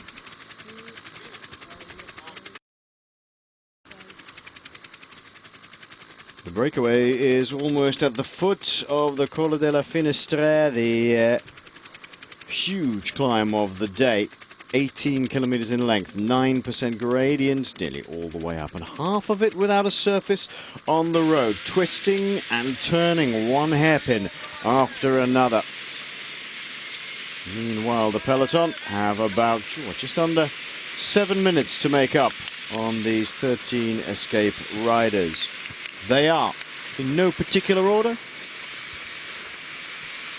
Betancourt of Aquasapone, Minguez of Juska Telescada. You can see he's had a bit of a tumble today. His number flapping off the back of his orange jersey there, just ahead of us. Angel Ricchioso, winner of a stage here in the Giro d'Italia already for Androni. Vasily Kiryienka of Movistar. Sebastian Lang of Omega Pharma Lotto. At the back you can see Edvard Voganov, the blonde rider from Katusha. Diego Alisi, another stage winner, riding for Lampre. Cristiano Salerno of Liquigas. Kevin Sildrez of Quickstep, who missed out the other day to another Liquigas rider. Eros Capecchi. Joseph Jouffre of Astana, whose teammate Paolo Terralongo took the victory yesterday. Jaroslav Popovic and Frederick Verschulen of the Vacon Soleil squad. 6:34 is the gap. There is Stefano Garzelli leading the mountains classification. He'll want to be somewhere up near the front, keep things under control for that jersey. He's not out of the woods yet with this one, Sean. He's at 67 points in the competition, ahead of Alberto Contador on 56 points. 9 points the advantage, and if he had a bad day today and Contador was on a good one, he might still lose it. Yes, well, of course, depending on what happened on this climb here. It looks like 6:27 at the moment. They should be quite a few of the riders out of the breakaway of 13, make it over the top of Finestre and take the big majority of the mountain classification points. So, that could be a good thing for Garzelli. But it depends on what happened here in this climb. If we have a lot of attacking and it's an 18 kilometre climb with the gradient we've got, out front there's no guarantee they will get to the top of this one, because the 13 riders, there's a lot of them will suffer very quickly, and it depends on how they're feeling. They've been out there for over 150 kilometres. This point in the race, end of 3 weeks, I think there's a lot of tired men even in the break. So we'll have to wait and see what happens back in the main bunch. Will there be some action very earlier in the climb to Finestre? And if that is the case, well, that advantage of just over 6 minutes, 6:15 at the moment, it will melt down very, very quickly. The other thing is, I suppose, looking at the favourites, Contador, what will he do? What will his calculation be? I reckon in the final number of kilometres to the summit of this one, he will go on the attack and just try and take an advantage from Nibali. If Nibali is there in that leading group, he will want to take a little bit of an advantage before they get to the summit to get down the hill with a little bit of more comfort, because if he waits there with Nibali in the group of big favourites, then we're pretty sure to see Nibali try something. Absolutely. And you can see they've sent the marker flags out straight away, haven't they, Liquigas? When we see a shot of the peloton again, you will notice that although AG2R were doing most of the pace setting on the front, it's now Liquigas who've taken up all the work on the front of the peloton. Don't worry about the gap being brought down at the moment. Just think about the gap to the breakaway riders, shall we say, being brought down. Just think about the dynamics of the peloton. There's nobody in this escape group that challenges the overall classification or any of the other classifications at all. So we'll just leave that one at the moment. But the peloton itself now being driven along by Liquigas, and so as I say, the marker flag is up in the air, Sean. We are going to try and control this one. We are going to try and do something. Yes, and it's interesting when we had the AG2R team riding a lot, and surprised to see him riding that early, because really, the breakout front doesn't concern Gardeccia unless they're thinking it's a stage victory, of course. And that springs to mind. They're riding so early, taking it down to 6 minutes at the moment. I think they must have some idea of the stage victory is possible there with Gardeccia. And that's the reason they started riding early. Otherwise, they could have waited until we became, 10 kilometres for the climb and start riding, get Gardeccia into a position to get on the climb. of Finestre and then just leave him do his job. So it looks like that they were hoping maybe to keep the break down, take down the advantage, and put him in a position that he could go for the stage victory again today. And Nibali, it's be interesting to see what he can do here. I think at the moment we're seeing a lot of teams come to the front, but it's because we're coming to the climb, and as we said a moment ago, the beginning of this climb is so steep, you have to be in position and in the top 20 with all the big favourites. If you start too far off, well then you're going to make a huge effort to move up, and I think we're going to see a lot of movement here with teams just getting their men in position to get on to the beginning of the climb. So the men who have something to try and gain today are Jean Gardeccia. You've seen the AG2R men out already. He wants to try and put the men on the podium, especially Vincenzo Nibali, under pressure. He's probably slightly more suited to the terrain as Jean Gardeccia. It's half of it's off-road, remember. It's very steep indeed, but Nibali, if he's in good shape, will try and attack Michele Scarponi today, and I think he'll try and attack Contador as well, and that would be exactly what every fan would like to see. Attacking the race leader, making an attacking race of it. That's exactly what everybody needs.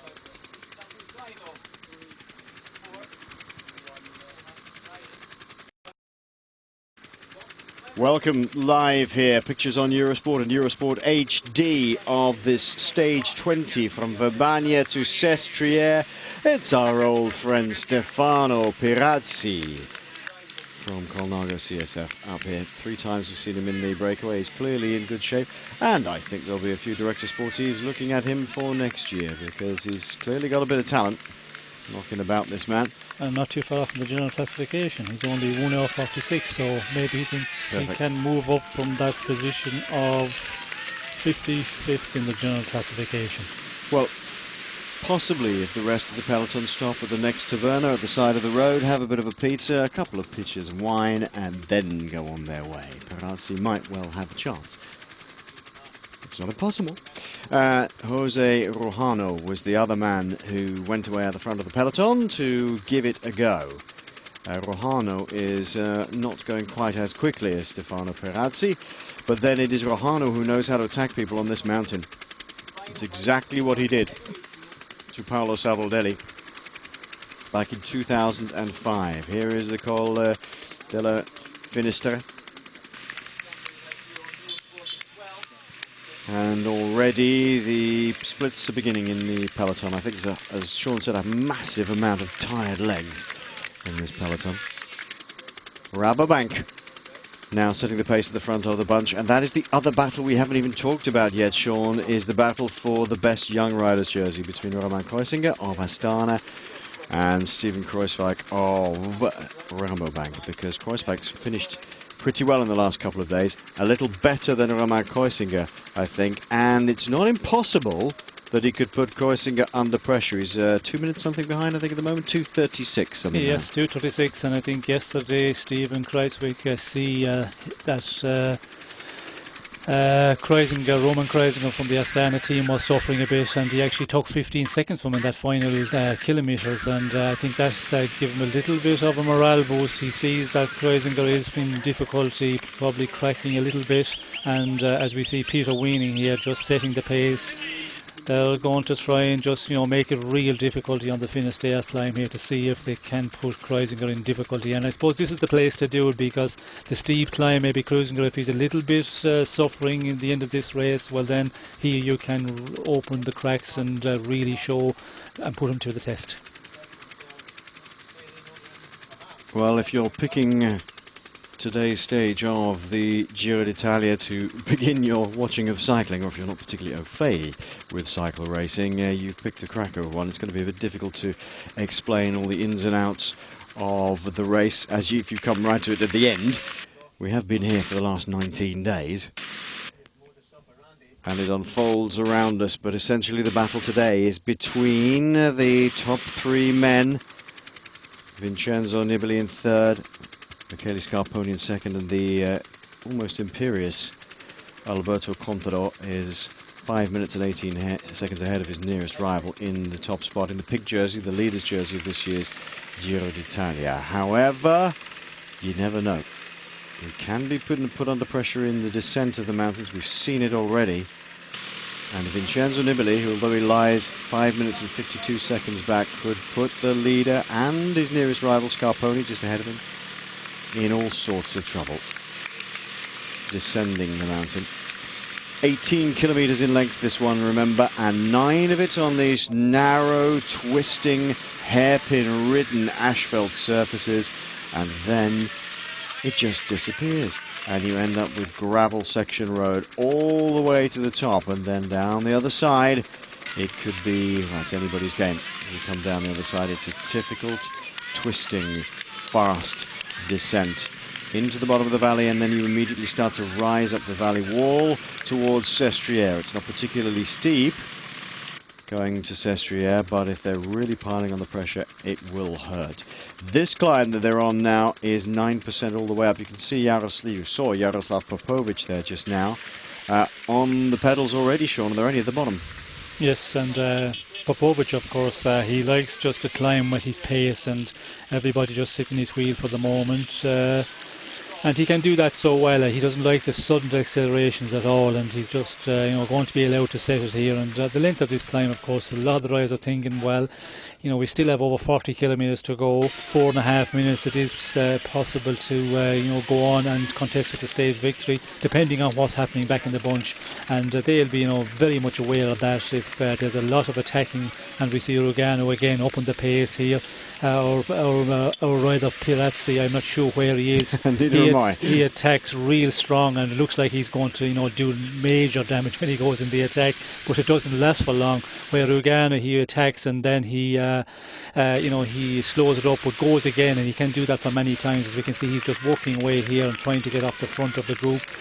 Surprised he's not waiting for a bit later on the climb and have a go in the last number of kilometres, but he seems to be wanting to put everybody under pressure, keep the pace high, and the general classification, maybe he wants to move back up, because he did take a big nosedive yesterday down the classification sheet. Certainly did. He went from 6th to 10th. Jose Rojano is at 11 minutes and 50 seconds. The man above him, Denis Menchov, is 59 seconds ahead of him. He's got 10. He's at 10:51 on the general classification. But above that, Joaquim Rodriguez at 10:43.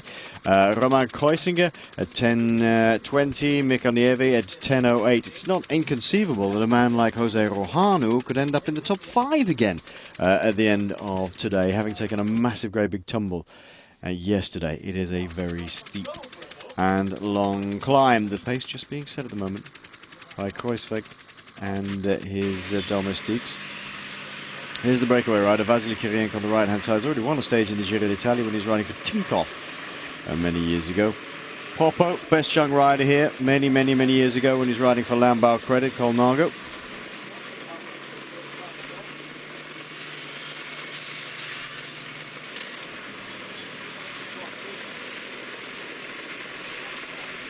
The Radio Shack rider at the front here, Popovic. He's been based and lived in Italy for many years. 4 minutes, race radio tells us. It's come down 22 seconds from that graphic.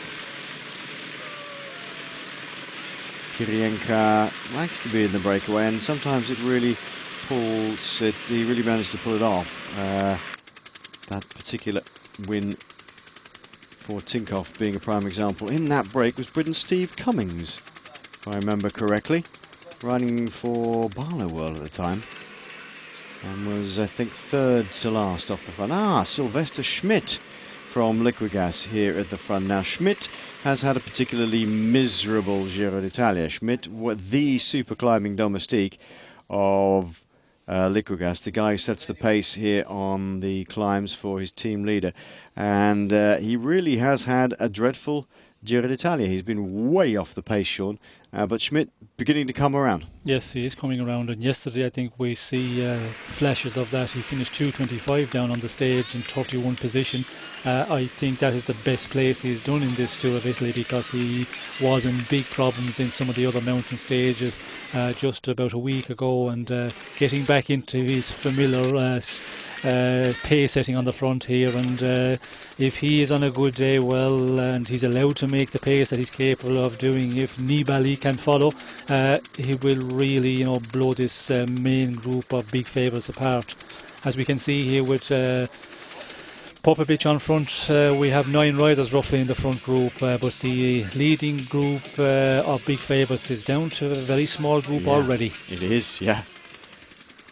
And Steven Kruijswijk's Rabobank squad have been taking up the pace, and that's really, that's really now got things motoring at the front. You can see how difficult it's going to be here coming up this mountain. It's very narrow indeed. There was a crash earlier in the peloton involving a motorcycle. We don't have any more details about that at all. We have to assume that nobody really was hurt. Thank goodness. It can happen sometimes. The motorcycle riders are very badly hurt as well. Vasily Kiryienka moves on. Talking of crashes, yesterday Craig Lewis in the dreadful rain, it was the traffic sign. We suspected they'd hit the traffic sign, the one with the straw bale at the bottom of it. And Craig Lewis of HTC High Road did hit that, broke his leg in the process. Marco Pinotti also fell. He'd done so much the day before and fell the following day. Pinotti had a good Giro d'Italia up to that point, so he won't finish this Giro d'Italia. They're both in hospital now, sharing the same room. But apparently they're in good spirits. The other man who was out yesterday was Filippo Savini. Well, he may be in better shape, Sean, but I wonder how long you can keep it up for. It's a long, hard climb, this one, and Schmidt clearly hasn't been in his best form. Kiryienka is going great guns here, though. He really is, well, he's a machine, this man, isn't he? Yes, and again, just a real strong climber. No sudden bursts of attacks like Perazzi, for example. He just climbs away at a real strong pace, and we see the Aquan Saponi rider Betancourt coming to his wheel. We also see Miguel Minguez coming up there, and they just gave 15-20 metres in the wheel and not able to follow. And you just lose it metre by metre, and we can see he's working on it here, and he knows that he has to go. He was sitting in Popovic's wheel for a while, but I think he realises with the gap coming under 4 minutes at this stage, it's time to try it and go for it and do his own thing and hold this advantage as close to 4 minutes as possible. Kiryienka, one of the most consistent riders in the peloton. If I had a budget to put together a team, he'd be one of the first people on my list. Vasily Kiryienka, he just is incredibly consistent. Won a stage in the Tour of the Basque Country this year. Showed already in Criterium International what a good shape he was coming into the season, and he seems to get better year by year, just a little bit by little bit. But he is so strong. Just wobbling around on the back of the group here. Hubert Dupont, as we said the other day, has one of the most ungainly riding styles you could possibly imagine.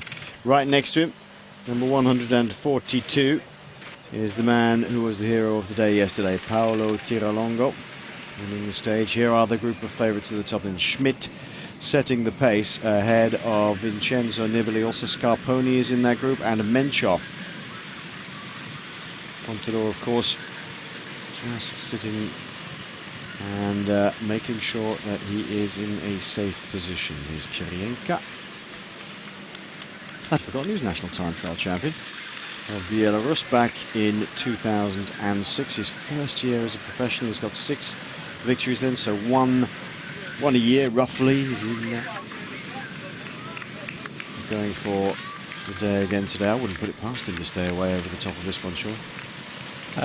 It's quite possible, because when he gets into his rhythm, he can just set a very hot pace, and he has nothing to worry about here. He's out on his own. He's not concerned about 2 or 3 riders getting carried along in his wheel, so he can just make his calculation, give it quite a lot on this climb, and hold out the advantage as much as possible. And as we can see, it's not coming down rapidly anymore. 3:55 at the moment. It'll be interesting to see as we go further on. Kiryienka, it gives an indication how fast he's going compared to the pace being set on the front of the main favourites, the group of main favourites.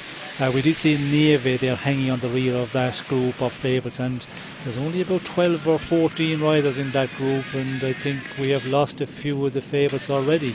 Sitsop, I haven't seen him there, but we haven't got a real good shot of the rear end of the group. I see Sestriere was clinging on in there on the end of the group as well. Sestriere, of course, not up in the overall classification, but I think he's lying at the moment. There is Nevegal losing ground. Yeah, Nieve is losing ground as well. He's got Paolo Tiralongo behind him. That is surprising. Nieve's been pretty strong all the way through. Sestriere, by the way, is 33rd place at the moment. He's over an hour behind. Wow, look at Kiryienka go. Well, you saw him go under the 40 kilometre to go banner, and he was flying at that point. And he's just gets into a high rhythm, Sean, and nobody can touch it. This looks like Guillaume Anton. Anton again in trouble. He was in trouble yesterday. He lost a packet yesterday, Sean, and he's in trouble again today. Yes, I think energy levels are totally on the minimum and in trouble here so early. He lost a huge amount of time on the stage yesterday. 19 and a half minutes, so not recovered, and it's going to be at least another 19 today the way it's looking. It is at least. That's a reasonable size group. I can see Kreuziger in there as well. 39.8 to go for Vasily Kiryienka. We'll take a short break.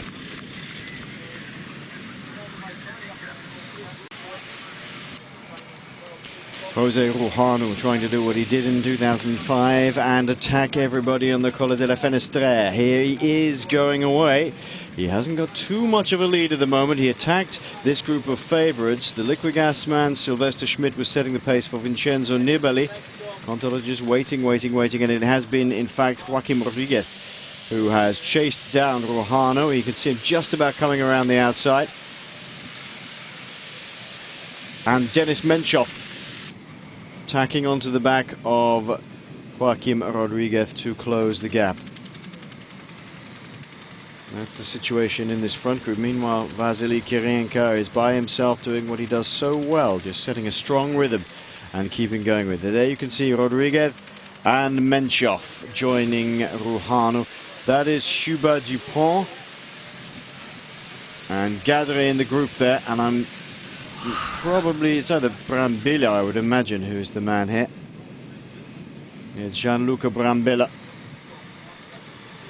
Valiant attempt the other day, and this is ending up, but this is a real war of attrition. They're all disappearing. Carlos Sastre, that typical sort of head hammered down between his shoulders look, just hanging in there. Brambilla just behind him, Jean Gadre just ahead of him. Liquigas have taken it up on the front once more. Rujano is back in the group. Schmidt is doing a fine job considering he's had a difficult Giro d'Italia. It is Brambilla at the back, then Sastre, then Gadre, then Caruso, I think. Then Rujano in the middle. Scarponi is there. Rodriguez, Contador, Nibali and Schmidt. And Steven Kruijswijk is also there. Who isn't there? I can tell you who isn't there. Roman Kreuziger. No Roman Kreuziger in this front group now, and Steven Kruijswijk is still there, Sean. Yes, and we see the reason that the Rabobank team with Peter Weening was setting the pace very early on the slope of this one and just wanted to keep real high, and I think they seen yesterday that Roman Kreuziger is in difficulty, and here he's in difficulty very early, not in this group of favourites, and the way they're rolling it along here with the Liquigas rider on the front, Schmidt, it's going to be difficult for Kreuziger to keep the gap at a minimum, and I can see him losing a lot of time. If he loses a minute and a half on this one, well then he's going to have to make the descent unless he has a teammate with him. We did see Tiralongo there a bit earlier on, so if he can rally a bit with him and keep the gap down to the minimum, maybe get back again, but at this way they're going in this leading group of favourites at the moment, I cannot see it happening. It's Igor Anton and Nieve here, all by themselves, the two top men for Euskaltel, both stage winners in this year's Giro d'Italia, and they are distanced. They're all by themselves. There's nobody around to help. They're going to have to work together. Igor Anton looking as though at the moment he's rallying just a little bit. And Nieve in his wheel tracks, but Already the cars are coming through and past them to the front groove. It's getting fearsome pace being set by Sylvester Schmidt. He must be absolutely dying inside because he's had a dreadful Giro d'Italia so far.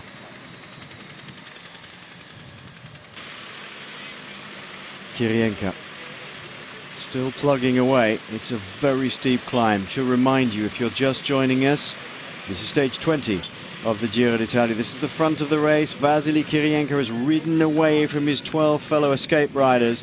He had a gap of about 4 minutes or so. It's down to about 3 minutes now under the pressure of this leading group. And there goes Jose Rojano once again on the far side of your shot, who is having another dig here. Remember, back in 2005, he did this with Gilberto Simoni and almost destroyed Paolo Salvoldelli's Giro d'Italia. It was an epic descent by Salvoldelli at the end of this climb that brought it all back together and salvaged his lead and his win.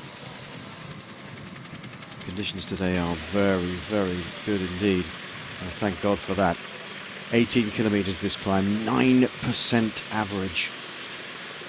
And it's the same all the way up. It's just switchback after switchback after switchback. And then after 9 kilometers of doing this, and Kiryienka will be coming inexorably towards it, all the asphalt disappears and you're onto gravel roads. Rojano has gone up the road just a little here, Sean. He's got about 25 bike lengths, and still riders being tailed off. Brambilla, he's fearlessly hanging in there once again. He's got about 10 or 15 bike lengths to make up.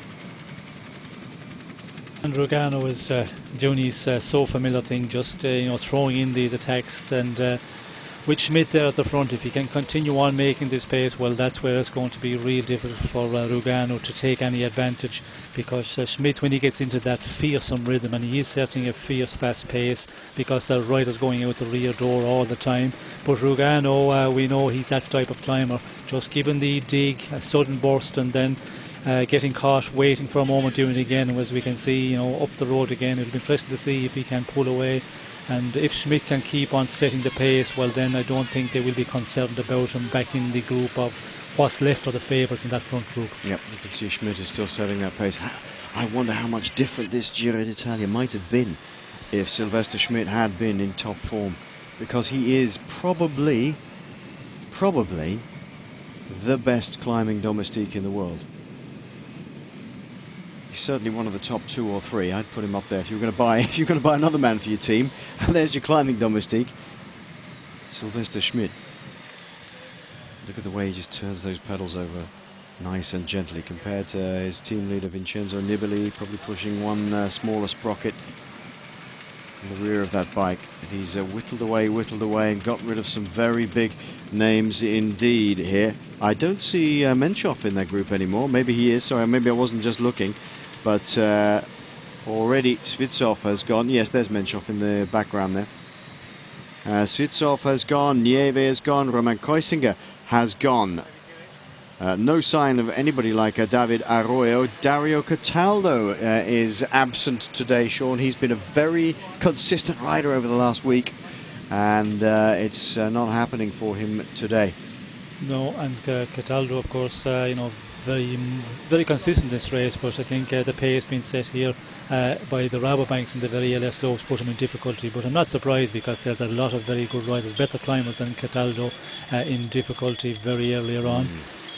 As we can see here, the team of Androni, it's Vicchioso who was in the break. They pulled their man back, Vicchioso, to try and bring Rogano away from this group of big favourites.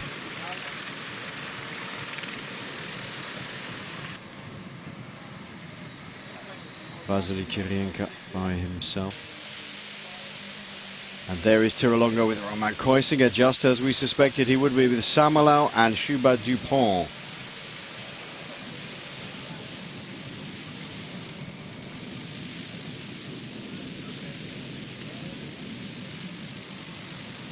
Oh, the life of a domestique once more, Sean. He's had the glory yesterday, and now he has to go back to his day job.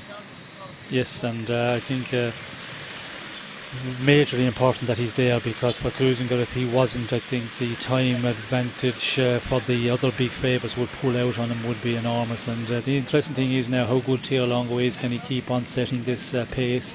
Looks to be okay at the moment, but we'll have to wait until we get some time checks, because we have no idea what time he's lost on the group out front of Contador, Nibali, Scarponi, all of the other favourites. And you know, he have a lot to lose today. He's 7th place in the general classification, but more so the young jersey classification. That's what he's really trying to hold on to, and it's slipping away at the moment.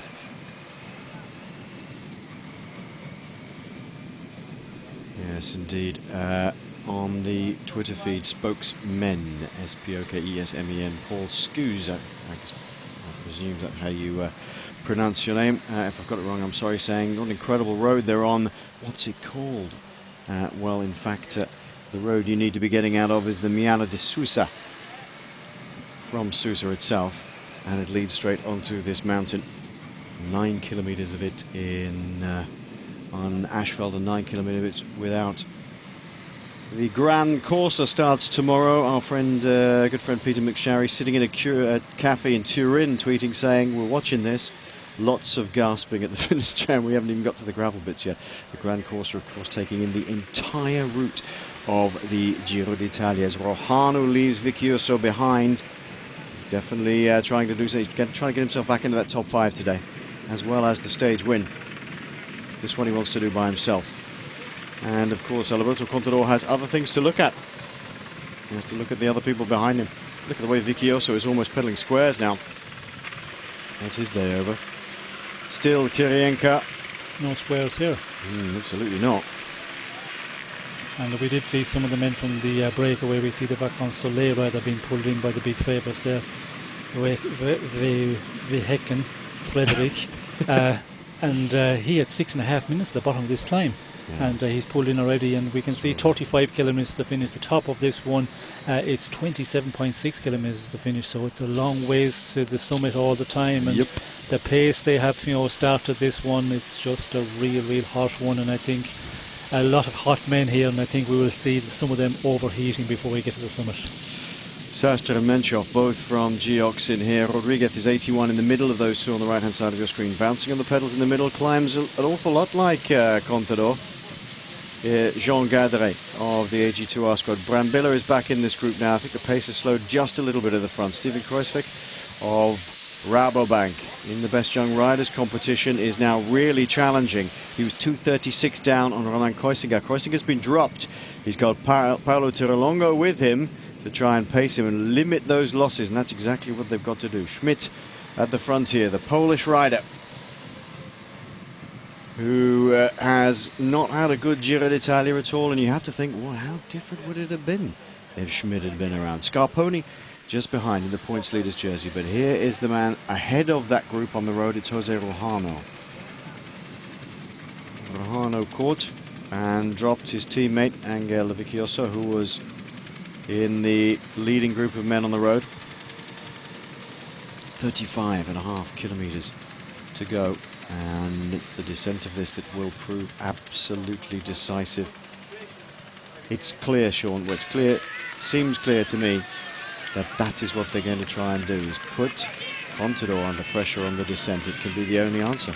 Yes, and I think Nibali will be hoping that Contador is satisfied with the pace being set by Sylvester Smith from the Liquigas team, but I'm afraid we will see Contador in the final kilometres of this one trying to go in the attack and take a little bit of advantage from Nibali as they get over the top and start the descent with a little bit of comfort. And if Contador does go in the attack a number of kilometres out from the summit, well then this group, they're going to be in 1s and 2s everywhere, because I think at the moment there's a lot of guys here just on the limit hanging in here in this group of 9-10 riders. Schmidt and Nibali from Liquigas. Scarponi in the red points leaders jersey, the Lampre man, second on general classification, 5:18 down. Steven Kruijswijk, the young Rabobank rider, is challenging for the Best Young Riders jersey today. Alberto Contador, of course, in the pink jersey in this group. Two riders from Katusha also up here. Joaquim Rodriguez, and I think Caruso is the second.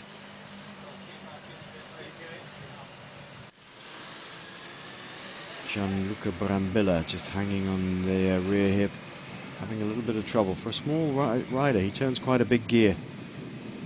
Jean Gadre is in the group from AG2R, as is Denis Menchov and Carlos Sastre. We are off-road now with Vasily Kiryienka. He has left the asphalt, and you can see it's a very hard pack chalk type surface, really. It's not the sort of gravel surfaces we saw in Tuscany. It's much, much more hard packed, but still could cause all sorts of problems. You can imagine what this would have been like if it had been wet, dead slippy. Incidentally, we had a couple of people saying, why on earth are they sending them off-road? Safety should be paramount. They're going uphill. It's all right. They'll be fine. They might have slipped off if it had been a bit wet, but it's not the same as plunging down a massive descent. Although there will be some descending on it. There is Roman Koisinger. Well, that's the first time we've seen the gap. It's not a huge amount. He's doing a good job, Tirolongo, to help limit the losses here. And there's Schubert Dupont on the back.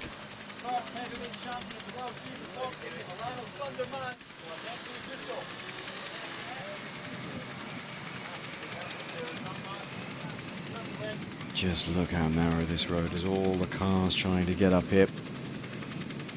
This is a valid question at this particular point, Sean. It is, I think it's Porrick, isn't it? Asking the question, what would happen now if Contador got a puncture or a mechanical? Would they attack? Do they wait?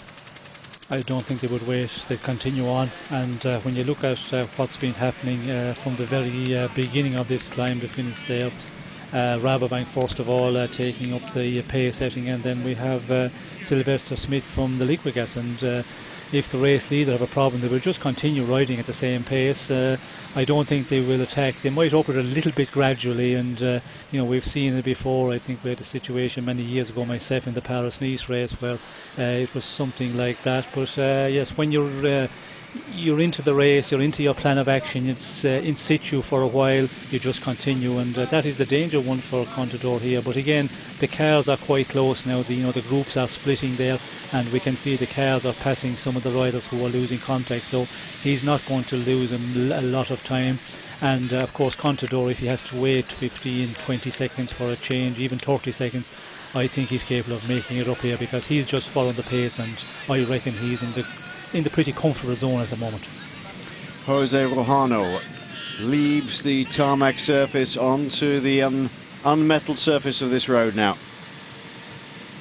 And the dust beginning to be kicked up by the motorcycles, and this is exactly what will happen as you see up there. We're all set for an absolutely epic finish to today, 34 kilometers to go.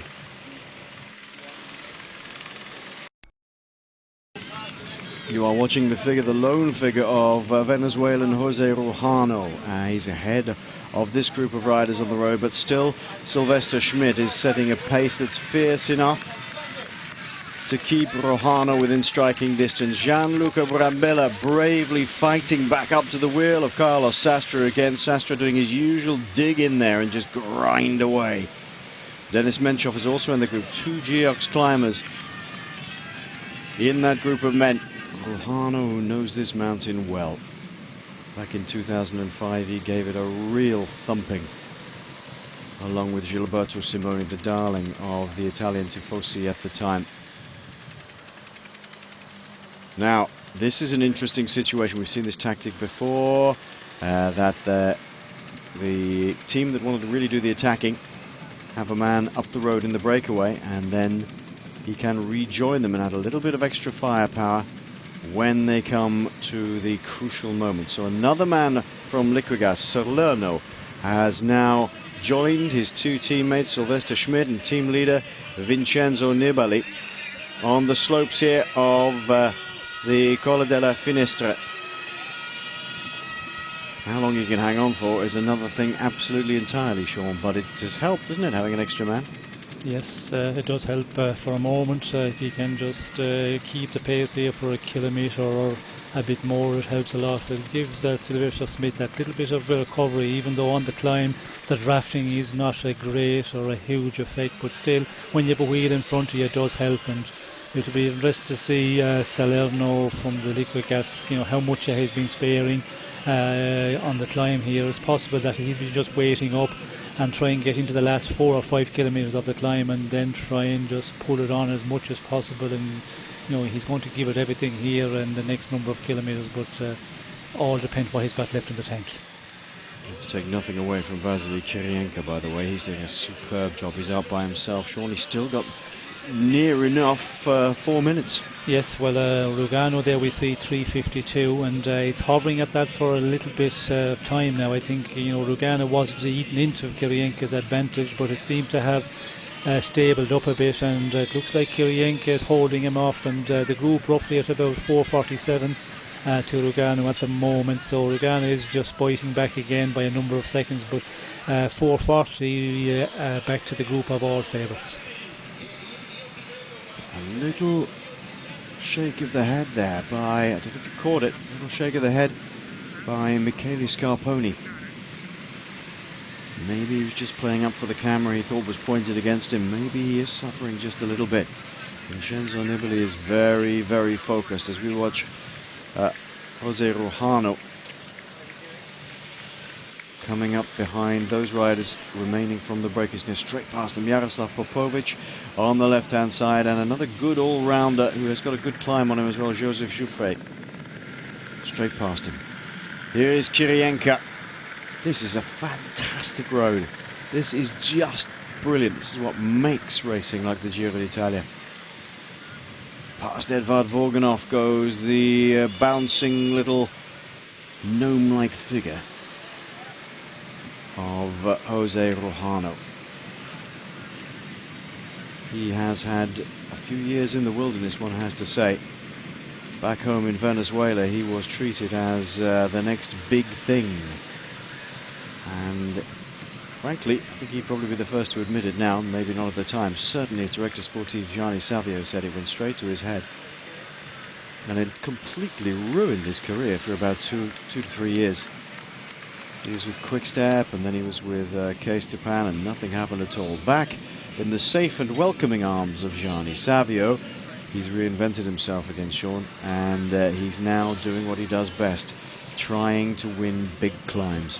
Yes, and you know, Savio was doing a lot of talking before this Giro. He was forecasting that he would do a performance. Rugano, he said, is back to his best, and of course we hear Savio, you know, he talks a lot about his riders, and sometimes you know, he talks a bit too much of the talk, but certainly with Rugano he's proved you know, to be really the one which was ready and showed it in the race here. He was the only man who could stay with Contador on some of the climbs in the earlier part of this race, and still up there confirming that he's finishing this Giro well.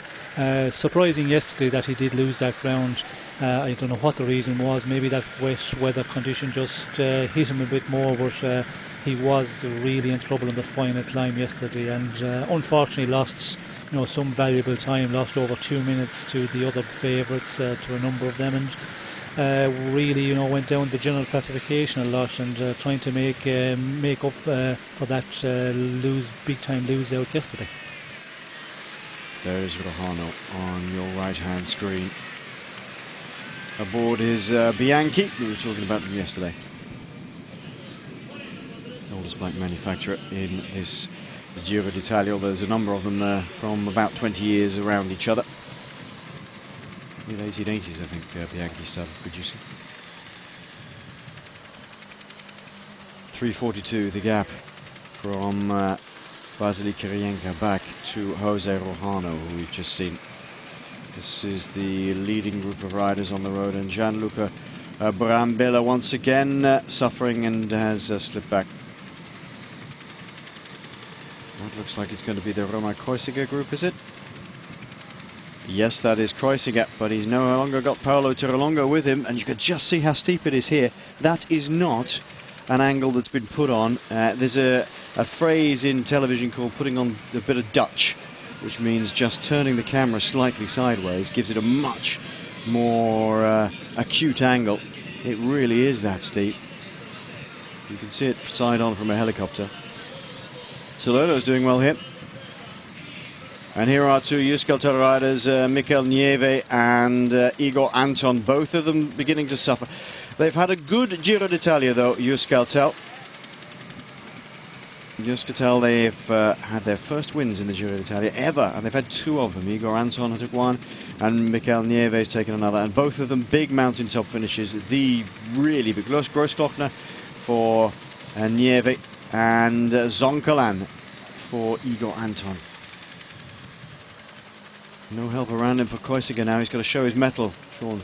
He's got nobody to help him. He's just got to do it himself. Yes, I think he's got nobody to do it, and maybe not able to do it because the opponent there, I think we see him in difficulty. He was really swinging 3-4 kilometres further down in this climb. I think the ones that are Witten are just barely hanging in there, and it's going to be Cruising Garros to make all the pace setting on his own, and this is going to be a big ask for him to, hold the position in the general classification.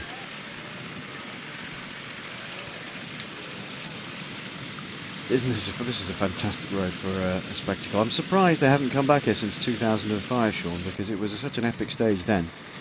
You'd have thought they'd have chucked this one in whenever they could. I think that Zomalan and the Giro organisers have tried to mix things up a bit, but it's great to see it back in this year's Giro d'Italia.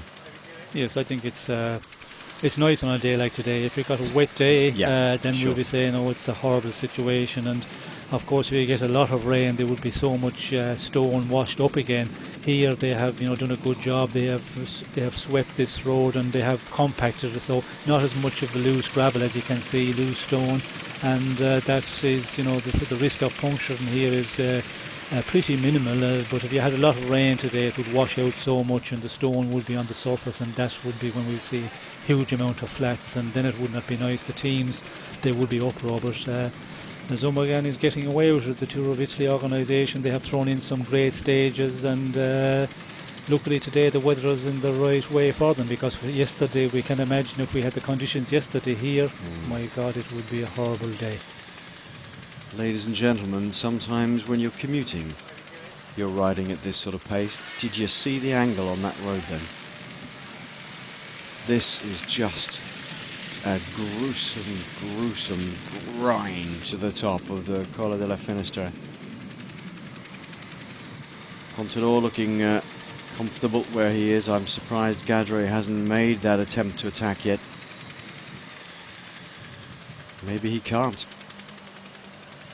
And still it goes on and on and on. Further up the road, these are riders remaining from the breakaway. Minguez is the rider from Euskaltel, Sildrez of Quickstep, Betancourt of Aqua Sapone, and the Lampre rider is Diego Alisi. So at least one stage winner in that group.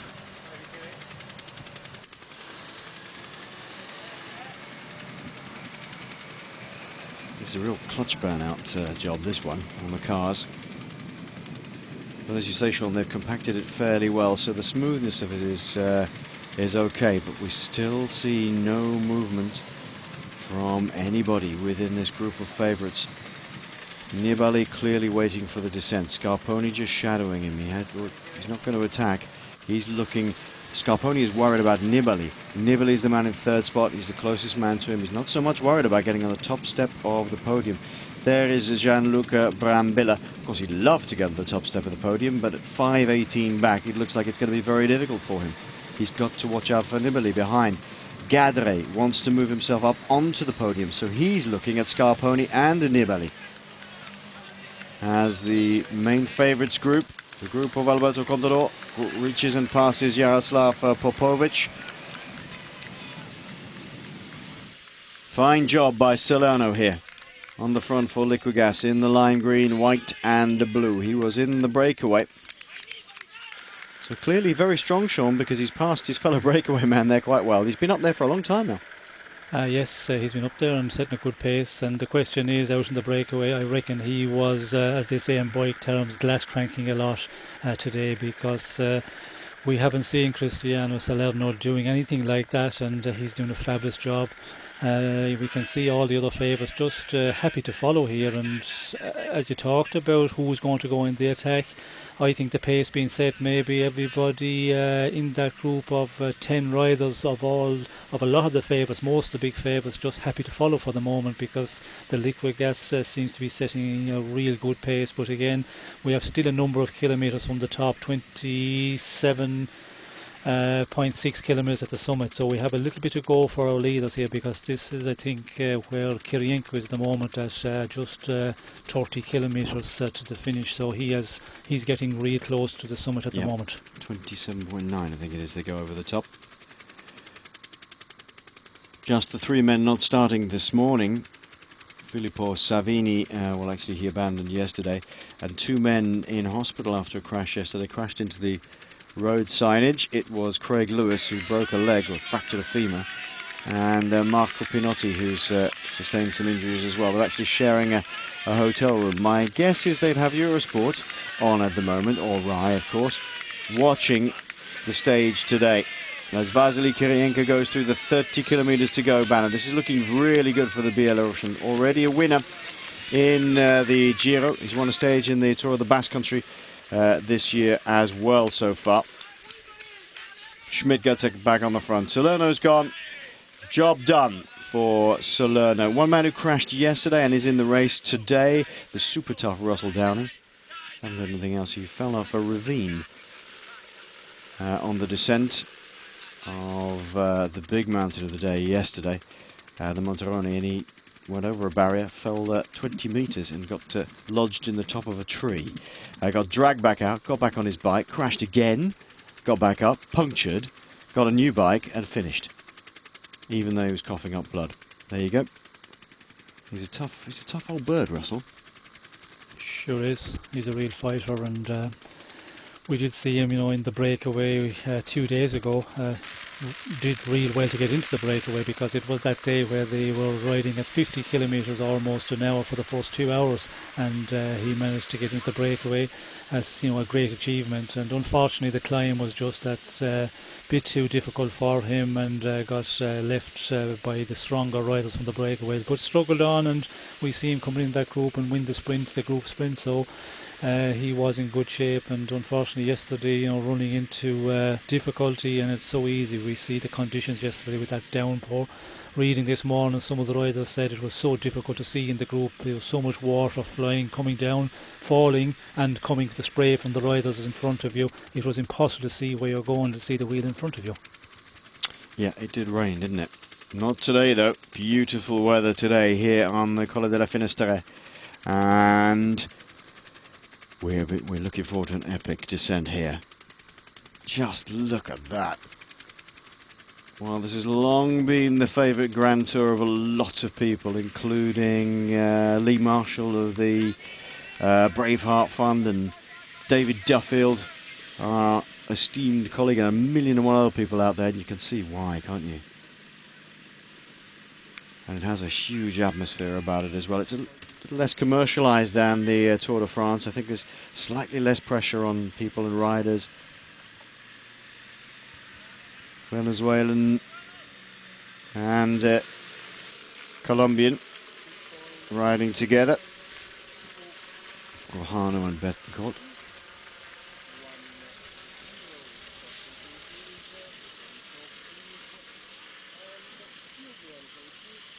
What a ride by Sylvester Schmidt here.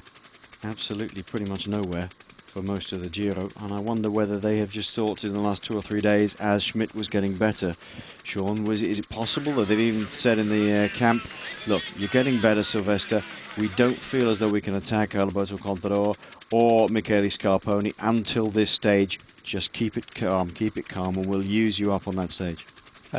Very possible, and he had to be getting the feeling of coming good in the last number of days. It just doesn't come overnight, and we see yesterday that Schmidt was really up there. finished in a real good position, and that's the indicator that he was feeling well. And what a day he's having today. But we did see him some days in the mountains a week ago where he was suffering like a dog and really in difficulty staying in the bunch, where there were still 60 riders. But it's definitely worth all that suffering now, because when you can ride in the front of a group like this and such big names hanging in your wheel, it makes up for it all. It certainly does. Jose Rojano and Betancourt go underneath the 30 kilometre to go minute. It's Carlos Betancourt's his first name. 3 minutes and 50 seconds is the gap between Vasily Kiryienka and the group of the pink jersey, whereas Jose Rojano has 3:30, I think. That just shows how well Kiryienka's going. He's maintained that gap all the way up, Sean. Kiryienka is just super strong. What can you say? Yes, he's on a real good day today, and he's just showing again the power he has when he gets into a breakaway, and been in the breakaway for a long time today, but can go on for 240 kilometres, and just so much power at the and keep that pace going. And the time is telling. The riders that are chasing him, Rugano was climbing real strong and not eating into the time majorly, as we can see here. The group of favourites have very fast pace being set, but still holding on to that big advantage that he has. And it's really interesting to see how well Kiryienka can get down to the descent now, and if he holds on to the 4 minutes 3:45 as we go to the final climb of the day, he can do it. I think Rugano might pay for his effort, because he's been out here a long time as Kiryienka goes to the final kilometre here of the climb of Finestre. And looking back in the main group of big favourites, it looks like that it's Rodriguez who could make a big gain on the general classification today, because he's in 8th position. The riders ahead of him, Cruisinger, Neve, Sitsov, all not to be seen at the moment, so he could really go up the general classification big time this evening. Here's a very pertinent question at exactly the right time from Ned Sharrett on the Twitter feed. Can this man here, Sylvester Schmidt, descend at the same sort of speed as Vincenzo Nibali? Probably not. No would be the answer. He's not a bad descender, but nothing like Nibali. But it leads to the next question, which I'd back onto the end of that. Nibali will have nobody in the valley by the time he gets there. It'll just be him. Yes, and of course you don't need...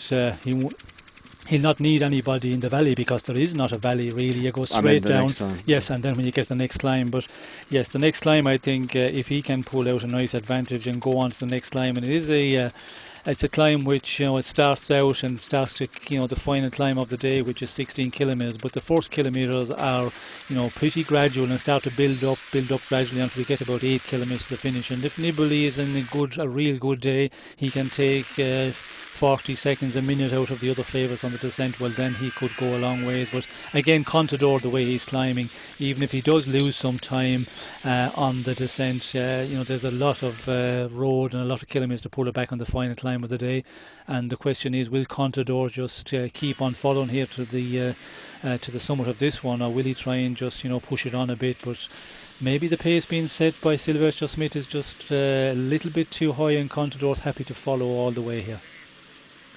Jose Rojano in your shot, starting the day way off the pace. He's not going to challenge Alberto Contador in the pink jersey the same way as Paolo Salvadelli was challenged by him.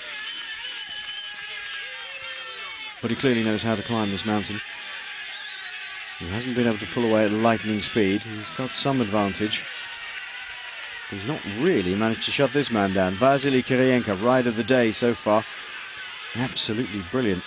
And Rojano has gone by himself again. Nobody else able to stay with him at this particular time. Here we are at the top of the Colle della Finestre, and they are going to plunge down the other side in just a second.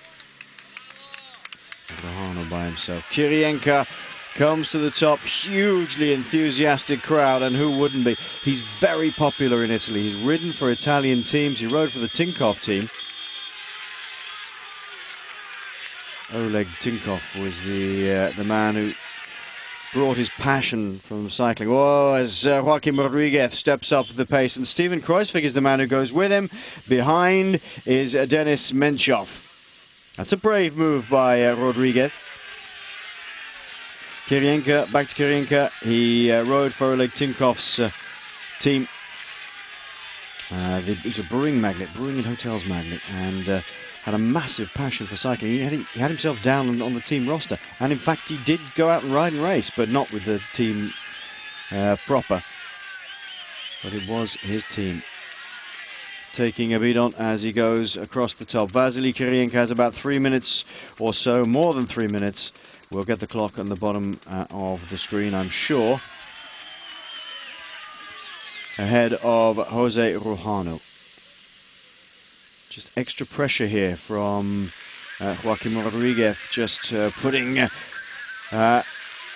Vincenzo Nibali and Michele Scarponi under a bit more pressure, and also Jean Gardeccia suffering a little bit. No problems for Alberto Contador to respond to that though, but this is where this man here, Vincenzo Nibali, really has to hang in.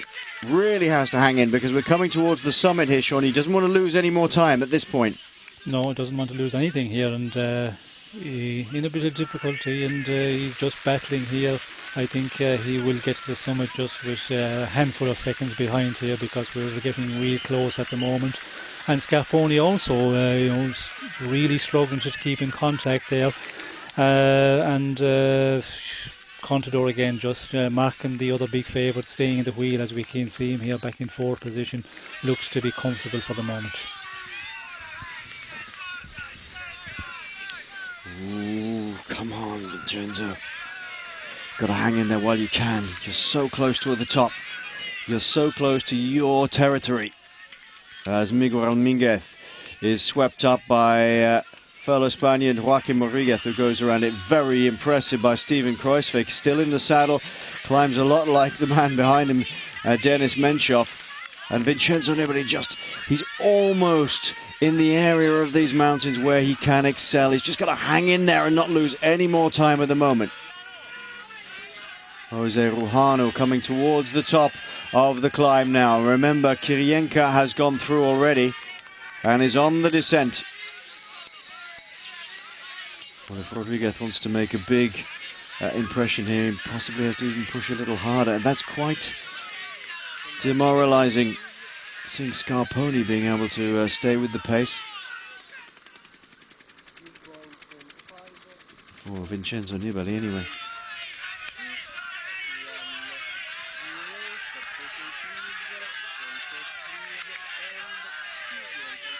And the gradient just evening out a little bit, playing into the hands of Vincenzo Nibali. Oh, Joaquim Rodriguez almost being sideswiped by one of the motorcycles. It is so narrow here. It really is now. It's going to be difficult for the chasing group of riders coming over the top here. The fans are only one deep at the side of the road, but it's just too narrow to mess about. The final few ramps for Jose Rujano. Look at the gap now. It was about 3:30. Here comes Joaquim Rodriguez. Where is Vincenzo Nibali? How far down that hill is he? You see him here he is in. Can you see the riders in the distance? They're riding away from him, Sean. Yes, he's losing second by second here. We can see that it's probably growing maybe to 20 seconds, possibly 25 seconds, because on the steepness of this, you can see the riders out in front, but it just takes a long time to get to that point, and it's looking a little bit dangerous for Nibali, because if he loses 30 seconds, he will make it back, but I'm afraid will he take too much risk on the descent, and that's something when you're a good descender, sometimes you can be a bit too confident and push it over too much. Yeah, maybe that's what Contador feels, maybe that's what other riders feel, but it's Joaquim Rodriguez not really involved in that battle for the top three anymore that has caused the real problems. He will cause problems for Nibali. Now we'll see just how good Nibali really is. Here goes Jose Rujano over the top. No need for the rolled up copy or folded up copy of Gardeccia down the front of the jersey today. Scarponi's managed to hang in with this group. It's Rodriguez at the front, Kruijswijk, Menchov, Contador, Gardeccia, and at the back, Scarponi. Scarponi on a good day. And here is Vincenzo Nibali.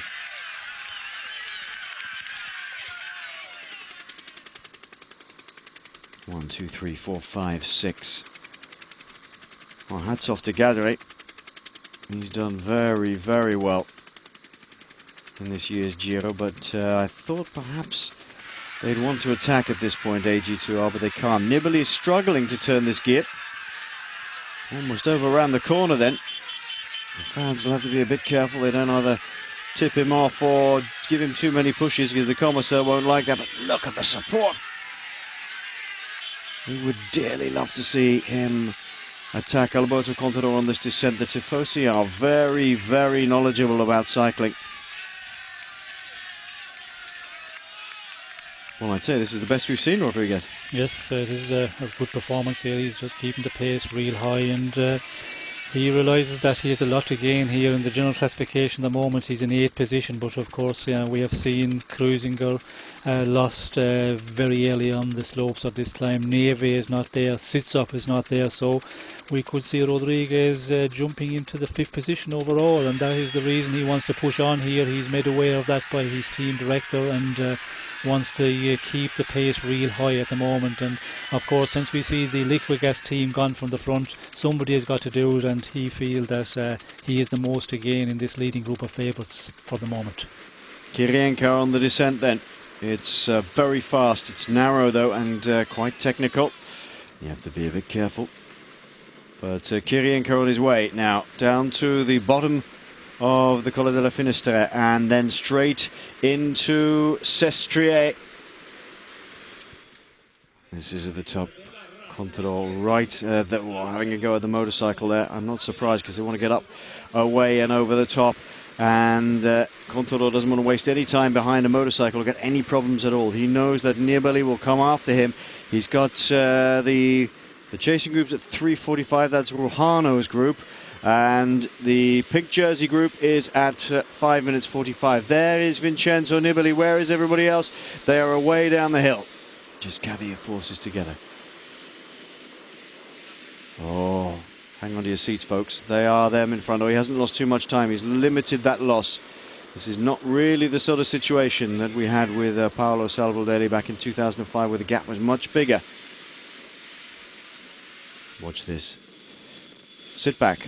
Pour yourself another cup of tea and enjoy a masterclass in descending, because that man Nibbles is going to come flying down here, and I wouldn't be at all surprised if he comes straight past them. Edvard Voganov, well done, hanging in. And Michele Scarponi at the back here in the blue shorts and the red jersey of points leader. You can just see how difficult this is. Gardeccia, I think, is holding up Scarponi a little bit here. Scarponi would like to get past him, but there aren't many places to do that. This is where he'll do it, on the inside. There he goes. And the reason Scarponi wants to get past, of course, because he knows how good Vincenzo Nibali is, and Nibali will catch them. And that is a big battle in the GC, Sean. Yes, it's a big battle, of course, for the places on the top steps of the podium. Of course, the first one, it's pretty much out of reach, and it's looking more and more that way now with Contador a long ways ahead. But the second position, and Scarponi and Nibali, the big fight is on there, and I think Scarponi, he just wants to get by Gardeccia, because he's going to hold him up, and we can see that he's allowing the gap to pull out a bit, and you don't want to stay behind either, because it's 3 bike lengths, then it's 6 bike lengths, and then it's 20 metres, then it's 50 metres, and you have to close the gap. So get around him immediately, and Gardeccia is not comfortable, as we can see here, just 4 or 5 bike lengths off the rider in front of him. Jose Ruhano with Gianni Savio dangling out of the car. Ruhano has made a bid to get away and win today's stage. I wonder if he realises how far. I wonder if Gianni Savio is telling him how far up the road Vasily Kiryienka really is. Bit of a shrug of the shoulders. It's interesting. Oh, look at this. Vincenzo Nibali has just eaten up that 20-30 second gap straight away. Oh. Game on. He's going to come up behind John Gardeccia any second. Gardeccia does not like it, as we say.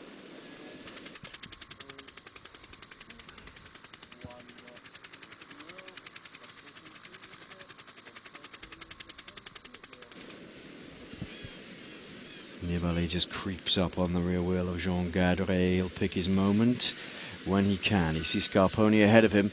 He's the man he's looking for to attack now. The first one in the firing line for Vincenzo Nibali, just relaxing here. He's got back together. It's still a big effort to chase back on, of course, so he might just be taking a little bit of time to recover. Maybe he isn't that bothered, but Kruijswijk looking over his shoulder and seeing who is in the group. This man has done the ride of the day. Absolutely fantastic ride by Vasily Kiryienka. That's interesting. Letting Nibali come to the front, Sean. Nobody contesting that at all. He just has got through it. He's not really concerned about doing anything here. Well, I think first of all he's going to eat a bit, as we can see there, drink a bit, and it depends on the descent. If it's not a very fast down, and he's not going to really push it. And I think we're in a section where it's just maybe slightly uphill or on the flat section, and Nibali is just going to roll it on the front here. And after losing contact, making the effort to get back, he's possibly going to take a little bit of a recovery time, as we see Stephen Kruijswijk pushing on, and we know why he's pushing the young jersey classement. He's been made aware of that Kruijswijk is in difficulty, and he wants to push on, not allow Kruijswijk to get back into this group. And so a lot of interest. We'll see Joachim Rodriguez as well, general classification, he can move up, so quite a few riders here with major interest to keep this group going. But again, Kiryienka is giving a performance out there, 4:13 at the moment. It was down to 3:45 at one point, and I'm not surprised that Rugano is paying for the effort, because he's been out there alone a long time as well, and Rugano against Kiryienka. Kiryienka is much more the solid man. Here he goes. Vincenzo Nibali is now trying to step up the pace just a little bit. He's looking over his shoulder 2 or 3 times to see who's coming with him. And look who is coming with him. Alberto Contador needs to... He thinks that Nibali still has something up his sleeve, perhaps. He's still a danger man. Scarponi should be really doing that. Jose Rojano now being joined by Betancourt. So there's your answer about descending with him. This is Roman Kruijswijk. He's been completely isolated, and Kruijswijk has really done him over today. Stitched him up like a kipper, really. He had a fantastic day, Stephen Kruijswijk, so far. And Betancourt goes straight past Rojano. And clearly the faster man on the descents. But Rojano, what an effort by him today. But it just goes to show how good Vasily Kiryienka is, because as you say, Sean, not only did he maintain a decent gap over an attacking Jose Rojano, we know is a fantastic climber, but he's now pulled out the gap. Yes, and of course on the descent you can see why Rugano having difficulty, and Betancourt from the Aquasaponi team joining up with him, and I think he's paying for the effort. He's a rider that can be very, very strong, but over a long period, and especially on this climb, it's very energy power sapping one, and Kiryienka is the man at the moment, and it looks like that he's in a real good position to hold on here as we come up to the 15 kilometers to go. Yes, that would be an epic victory indeed. Vasily Kiryienka gets some food on board while he can. Rojano is having a bit of trouble staying with Carlos Betancourt. Betancourt was one of the original escapees, of course. So he is now second man on the road, ahead of Rojano, who's third. Kiryienka is at the bottom of the climb now and is beginning his ascent to Sestriere. With 15 kilometers to go, he has 4:21 on the chasing duo of Betancourt and Rojano, and 5:30 on the peloton. Sean, it seems like Sestriere seems to be the venue for epic breakaways which go away from everybody else. I'm thinking of Claudio Chiappucci, and as I understand it, you were in the break that day. Yes, in the Tour. Tour de France, of course, and I was in the break in the early part of the day.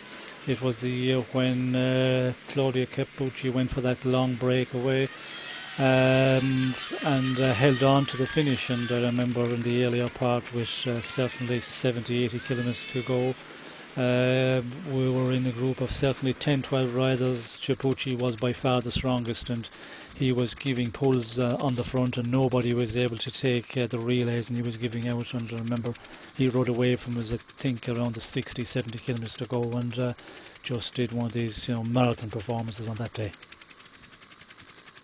Yes, he did indeed. It became sort of legendary, really. And that was the tour when Greg LeMond had to overhaul him little by little by little because he got such a massive lead.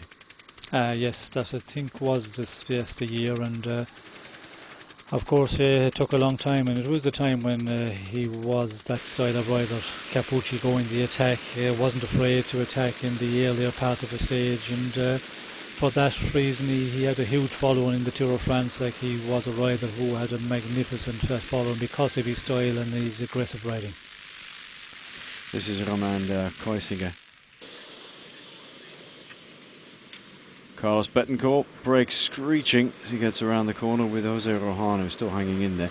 A lot of comments about the fact that Vincenzo Nibali may be a great descender, but there are more mountaintop finishes than bottom ones. That's true. So what's the point of descending fast? Well, two really. One is to limit any loss that you have on anybody who's a better climber than you. You can make up that time very, not easily, but you can make it up well if you are a good descender. And the other one is to put everybody else under pressure, because if you are a terrific descender and you can go past people who are close to you in the general classification and make them a little bit nervous, make them overcook a corner here or there, they will soon back off, and then you're home and away. You can build up a gap very, very quickly indeed. So there are some major advantages to being able to go downhill fast. And you can tell Betancourt's quite happy. It looks like he's sitting on his hoods as he's descending. It's a good sign.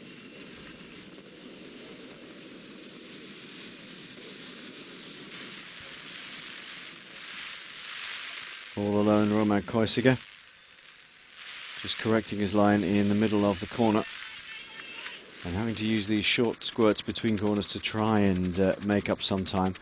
Nibali has Scarponi right on his wheel now. Well, it looked as though at one point Liquigas were going to take the fight to either Scarponi and or Alberto Contador on this descent. It would have seemed the logical thing to do for Nibali, but it hasn't happened, Sean. He's content not to attack here.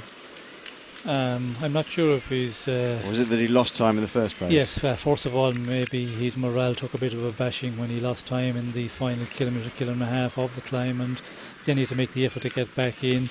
It looks like that he's not putting in a big effort here at the moment, and I reckon the effort he put in to get back up to the group of big favourites, he just might be thinking, if I start really pushing it on the descent and then attack the final climb of the day, which is 16 kilometres to Sestriere, I could pay dearly later on, and so he's backed off a bit maybe and decided just to play and conserve some of energy and just try and stay with this group, and happy with the position he's got at the moment, and just see on the final climb how it fares out. And that's the way you know pretty quickly how you're feeling, and he has got an indication that maybe he's not as good as he was thinking the earlier part of the this big climb.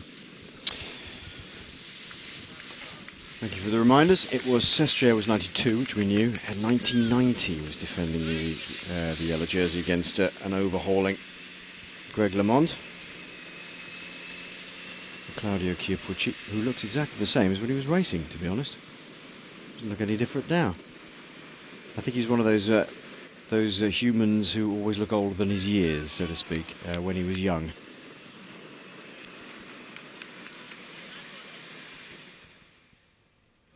We're just looking back at when Jose Rojano shot off out of the group of favourites on the lower slopes of the Colle del Finestre. Got up to Angel Vicioso. Just wait where you are. I'll give you a bit of a tow. And then Vicioso didn't have anything left in the tank, but that was definitely the sign. No, don't go past me yet. I'll give you a hand. Remember, this man was one of the two riders who attacked Paolo Salvoldelli in 2005 on this particular climb, but it's this man here Vasily Kiryienka, who's been doing the real ride of the day, I have to say. Look how difficult it is to get the cars round. The following car there just not being able to make the corner and having to do a 3-point turn. Good job there's a load of riders behind. That's an awesome descent. Hand up for the car is Kiryienka. Not the easiest place to have to give an energy gel or a bar or whatever. Bouncing that car off the right hand side of the road. 15k then for the pink jersey group. Sean, unless something happens in the next 15 kilometres, it's pretty much all over for anybody wanting to challenge for the places, I would suggest, certainly for the top. Anyway, it's not over for this man, but he's done a very good job. We've just seen the group of the pink jersey go through the 15-kilometre mark, and Kreuziger is gradually working his way back to this man here, Steven Kruijswijk.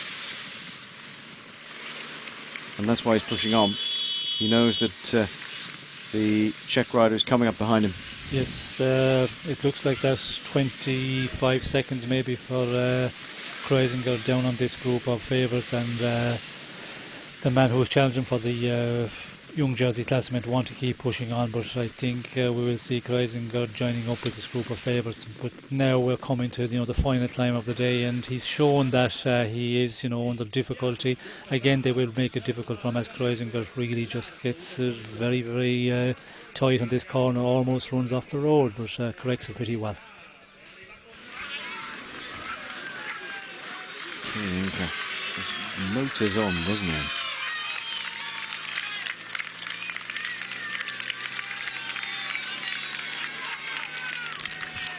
9.9k inside the last 10 for the Belarusian, who has had a super year, probably his strongest year, I would say.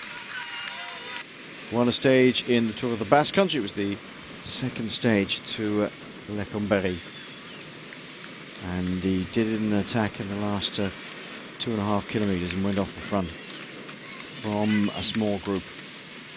Carlos Betancourt, the Colombian here, on his Bottecchia, and just ahead of him is the Venezuelan Jose Rujano.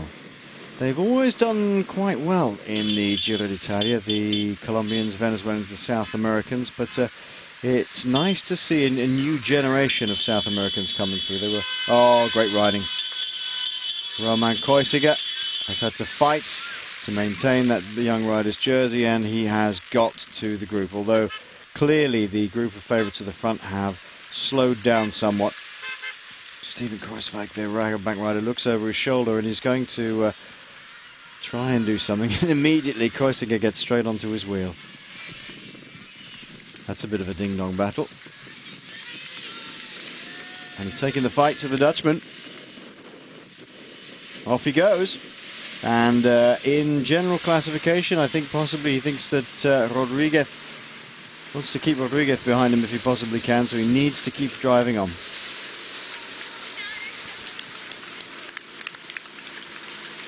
Maybe it's just a psychological tool to just get to the front and say, yep, you know what, I can catch you on the descent. I can still hang with you. Those two are pretty serious about their battle, aren't they, Sean? Kruijswijk and Kreuziger. Well, I think they all have interests. First of all, Steven Kruijswijk for the young jersey classement. He feels again maybe on the final climb that he can really put Kreuziger under difficulty. But both of them in the general classification, because they can move up. Kruijswijk, there's a good few riders who are ahead of him in the start of today's stage, who are further back the road, so they have interests as Kreuziger has interests moving up maybe in the general classification.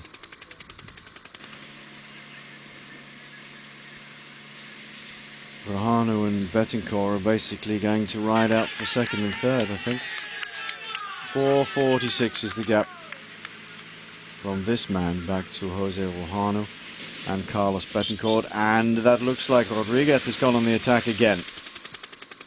We didn't see the attack, but it looks to me as though Joaquim Rodriguez has gone, and with him is, well, chasing him now is Denis Menchov. There he is, on the left-hand side of your screen. He attacked on the last mountain, he's attacking on this one. Nobody's going with him. And Joaquim Rodriguez has managed to bide his time in that group, Sean, and watch Kreuziger come up. Menchov has gone with him, and there's Gadre just behind. Now there may be some reaction to Gadre moving if they get away up the road. Bit of a discussion with Menchov, but I don't think they're going to get very far at the moment. Nibali is riding up on the wheel of Gadre, unsurprisingly, because Gadre is fighting for third place on the podium. Just remind us the gap between Gadre and Nibali here. 2 minutes and 1 second, of course. Gadre is down on Nibali, and it's all down to this mountain finish here, and we're coming to the stage now inside 8 kilometers to go. This is where it gets difficult on the Sestriere, and the percentage gradient starts to kick up here. But a lot of movement there. We did see Rodriguez going, and he wants to keep pushing on as well, because there's Nieve Sitsov who has lost contact and not back in this group, so he wants to keep it going for the moment, because they are looking about. We did see there was a slowdown when they were joined by Roman Kreuziger there, so a lot of movement and a lot of interest here at the general classification. There's a possibility for quite a few riders to make a move in the upward direction. Rodriguez is keen to try and get away. That's 7.5 kilometers to go to the finish, and it's an uphill finish, remember. This is the lower slopes of the climb to Sestriere, and there's a lot of looking about going on. Menchov unconcerned with that, just wants to keep riding. Kreuziger, Kruijswijk and Rodriguez all looking at each other. Gadre just taking advantage of those guys looking at each other. Whoever attacks is going to go on the wheel, because it's Gadre who wants to challenge for a place on the podium. If everybody else will do the work for him, why not? 10k to go for these men. About 12k to go for the men of the pink jersey group, and 7 kilometers to go for Vasily Kiryienka. This is where the battle is for the minor placings, and quite rightly, Sean, Contador's just sitting there, doesn't need to worry. So far ahead, nothing is going to attack him now. He's safe. Yes, he has no worries at all, and he just follow the other favourites here and leave them just battle it out here, and just stay in the wheels and follow the attacks. And we can see out front that the two chasers, Betancourt, we did see him with the car there pointing to his legs and saying, "Oh, my legs are not good, I haven't a lot left," and it's going to be difficult for the two, I think, maybe to hold on. Kiryienka, he's out of the danger point, but again Rodriguez keeping on attacking here, and it's just unorganised, totally unorganised here with the big favourites. And Rugano, I think it's a bit difficult for him maybe to hold on, because if they start this at this point, back with the big favourites, attack after attack, and if they can keep on doing that, well, then we might see Rugano having difficulty holding on out ahead of the group of Contador and the other favourites. The reason that Joaquim Rodriguez is really attacking hard is that he is 23 seconds only behind Roman Kreuziger, who's now going for this. Kreuziger has to chase down Joaquim Rodriguez. He has 23 seconds in hand, and that is all. And remember, he's had a monster chase to get back on, and that is what Joaquim Rodriguez is counting on. There's only 35 seconds between Joaquim Rodriguez and Nieve. That doesn't matter anymore, because Nieve and Svetsov have gone out of the situation. It really is Rodriguez attacking Roman Kreuziger here. Menchov feels, I think, that if he can go with Rodriguez every time he goes, then he too will overhaul Roman Kreuziger. The other battle, of course, is who will end up third on the podium. It looks like Vincenzo Nibali is reasonably safe at the moment. But if Gadre were to be able to latch onto this attack, for example, then Nibali would have to chase him. But Gadre looks to me as though he's hanging in rather than attacking. Right at the back, Alberto Contador, doesn't have to worry. Then in the AG2R strip just ahead of him is Jean Gadre. Scarponi doing absolutely nothing, just shadowing Vincenzo Nibali as he has to do. Those two are second and third respectively on the general classification. Rodriguez has given the big push here to try and get away from Roman Koisiga. 23 seconds only was the gap, and at the moment, Sean, Rodriguez is being allowed to take a little bit of distance between them. Yes, he is doing a good job, but we see him going through there. Still a lot of kilometres for him to go, because out front we see the 5.8 kilometres, but that is for Kiryienka. But Joachim Rodriguez went through the 10 kilometres some time ago. It's a long way to the finish, and I'm afraid for Rodriguez, with the riders he have behind, and Kruisinger starting to chase, I think he's panicking a bit too early, because you have to play the bluff game, and that surely some of the other riders will start chasing as well. And if Kruisinger is in difficulty in the last climb, I'll be surprised if he can recover that well, and we could see him in difficulty once again on this final climb to Sestriere. And if he starts riding, he certainly will start having problems holding with the other favourites that he's with at the moment, if they start attacking each other in the final 5 or 6 kilometres here. 5 minutes and 9 seconds back to Rohano from Vasily Kiryienka, and then 6 minutes and 12 seconds back to Rodriguez.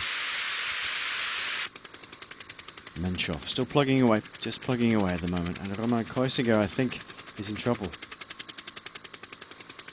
I think he's in trouble in the sense that he's got not so many energy reserves left now. He's had a monster chase to get back on that group. He may be strong, but Rodriguez, has Rodriguez timed it right for once, or is it, as Sean says, just too fast still to go?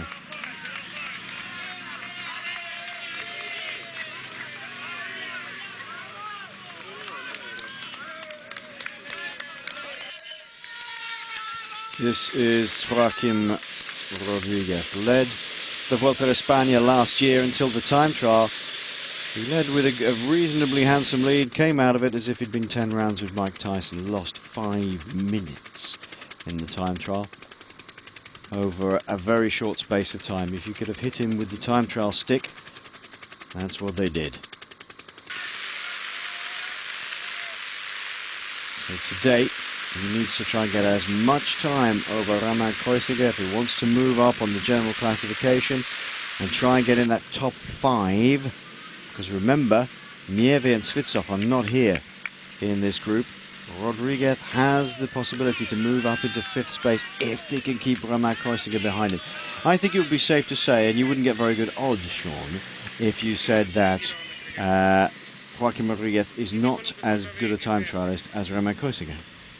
No, I think Kruisinger will be the better one, and tomorrow is going to be a real difficult day for Joachim Rodriguez, because he's in a difficult position here at the moment. He knows he can move up in the general classification. The riders in 5th, 6th position. Nieve sits off already out the rear, so a long ways behind, and I think he's panicking a bit too much going so early, because I know we have 4.7 kilometres, but that is for Kiryienka. The other riders are a good few kilometres further back from this point, and I feel that the one who can gain most is Stephen Kreiswig. He's sitting here at the moment, not contributing too much, and play the waiting game. Menchov is the man on your screen, and he is time trialing this by himself as well, trying to get up to Joaquim Rodriguez, which I think he might do actually. The two of them together can see the opportunity to go ahead of Roman Koisiga on the general classification here. Still a good job being done by Vasily Kiryienka. You can see the wind is whipping across them. A slight wind. Menchov is caught. A slight wind from the right shoulder, but slightly behind them when you get to where Vasily Kiryienka is. For the first time, Sean, Kiryienka looks like he's very tired. Well, I think it's normal, the effort he's put in, the break. Sure. He's been out there for a long time, and the advantage he has, that is the comfort part of it. He knows that he just keeps working on it here, and keep a good pace, even if you're really tired. When you have that 6 minutes and 12, as we can see, back to Rodriguez. With 4 kilometres to go, it's in the bag, and there's no panic at all for Kiryienka here. Stage victory is pretty much guaranteed. Yep, just has to sit in there and finish now. Vasily Kiryienka in a very Classy ride indeed by Kiryienka. This is the group of being led by Roman Koisiger. And up the road, Joaquim Rodriguez is still there.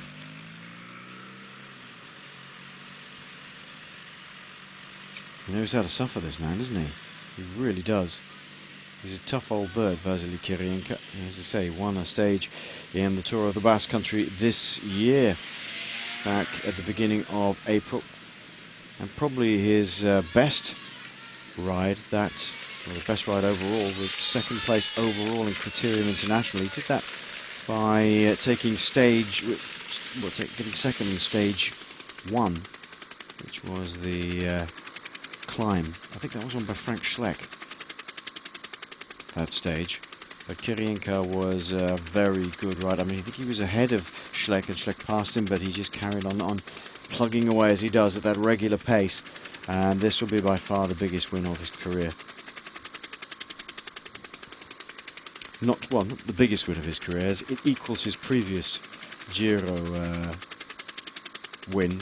But I think this is in a more epic scale. He's ridden away on two of the most famous mountains of the Giro d'Italia, especially the last one, and held off all the big favourites, Sean. It's not quite the same as coming out of a small breakaway and then riding away from the rest of them in the breakaway. A win is a win, obviously, but this one's been done in tremendous style. Well, I think, yes, he's putting in a real super performance, and where he's finishing, Sestriere, is a bit of a monument of mountaintop finish, and I think that is the important part. To win a stage here is going to be, I reckon it will be rated and looked at as his best performance of his career. Yep, and you have to, as I say, you have to remember the method in which he done it. He did it. He got away in the breakaway and then rode everybody off his wheel on the second to last climb of the day and held off all the favourites in the meantime.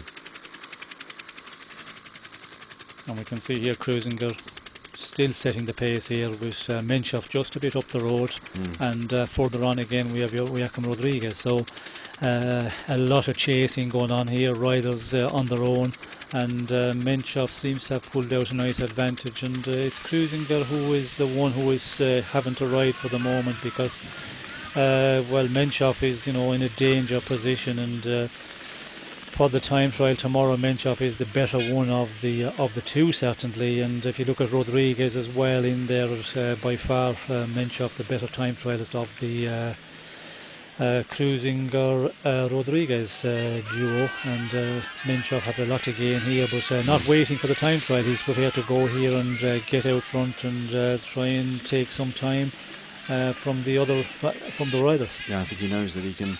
He's also in a position, we talked about Rodriguez getting into the top 5, but Menchov is also capable of getting into the top 5 ahead of Roman Kreuziger, one ahead of this man here. Rodriguez has got to put as much time as he can into Kreuziger and Menchov behind him. As you say, Menchov, a very good time trialist, has won mountain time trials in the Giro, for example.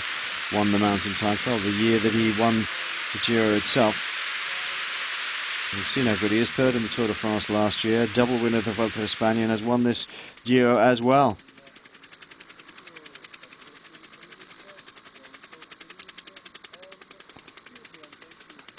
This must be such a disheartening, such a mind-churning experience here, Sean, that Roman Kreuziger knows that the riders ahead of him are attacking him on the general classification, and that he is slipping down inexorably if he cannot respond to them, or if he cannot limit the losses. I mean, what goes through your mind in that sort of situation?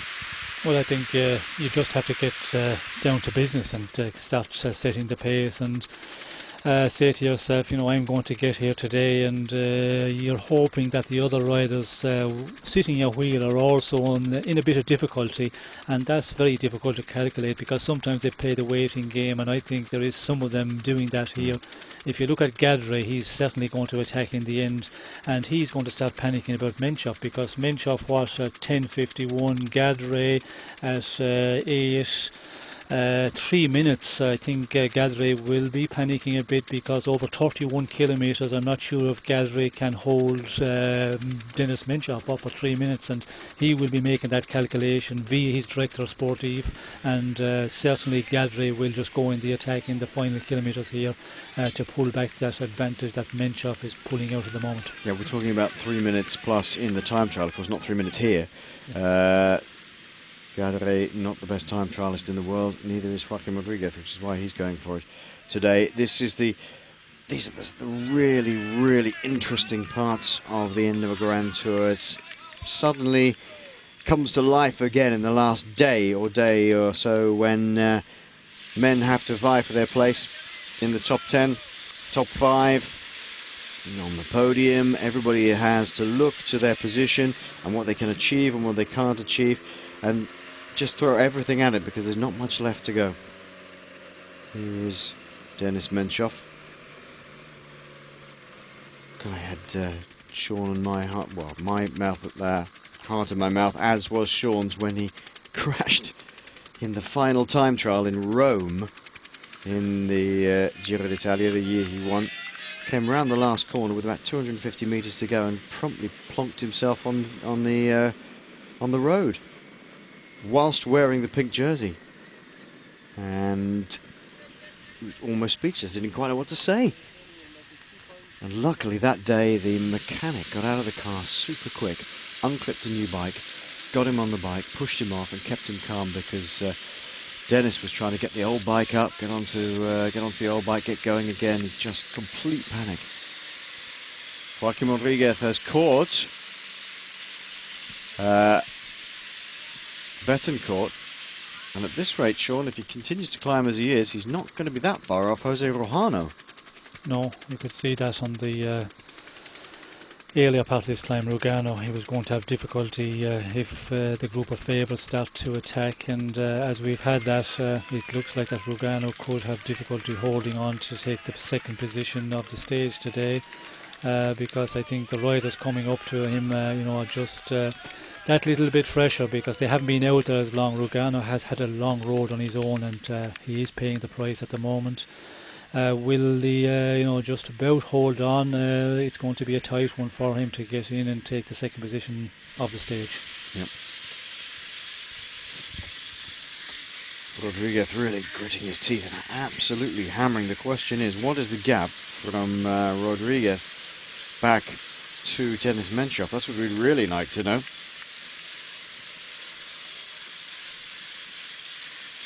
And the gap from Rodriguez back to the pink jersey group. Answer comes there none from Race Radio at the moment. As Sean was pointing out, it's all down to Roman Kreuziger to do the riding at the moment. The others don't have to bother. Scarponi sitting on the wheel of Nibali, just to make sure that nothing happens there. Gardeccia, as you say, Sean, could be the man who starts to panic, but I'm not sure he's got it in the legs at the moment to do anything. And certainly there's some time still to go. Rodriguez and Menchov up the road will threaten him, but it's Kreuziger who's under the biggest threat of all.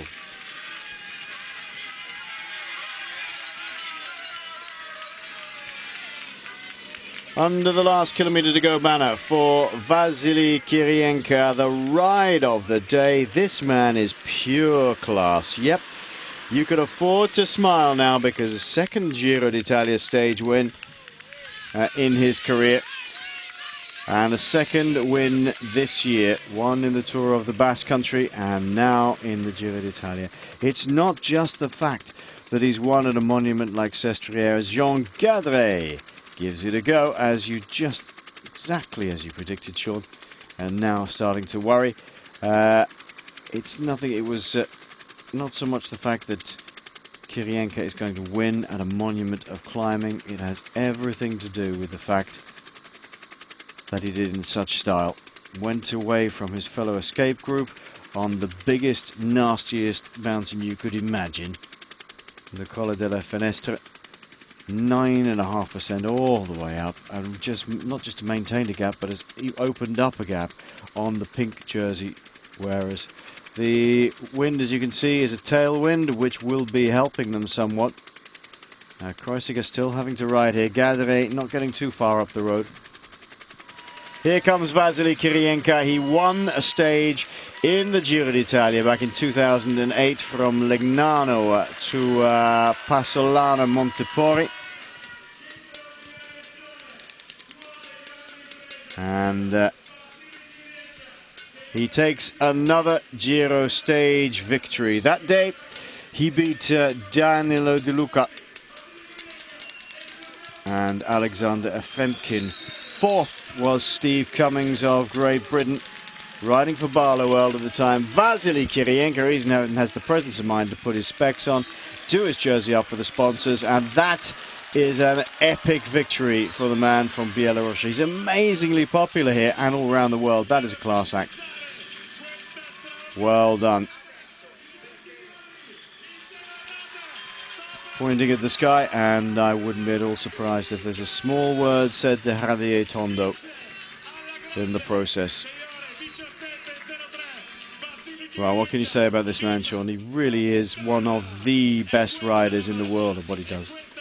Well, he is a real class rider, and he's a rider for a team as a domestic. He is a huge asset. When he gets into a breakaway, you can depend on him in big mountains, as he's proved today, that he can go on and just keep on riding right away from his breakaway companions, and ride 200 plus kilometers out front, and just have that unbelieving stamina to be able to do that.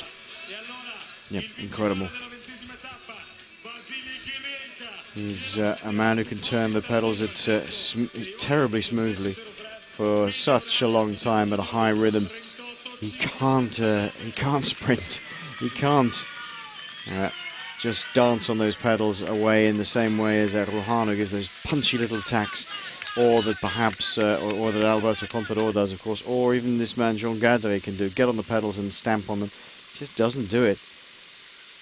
My, oh my, wouldn't you want to be sitting behind him if he was on the flat or anything like that?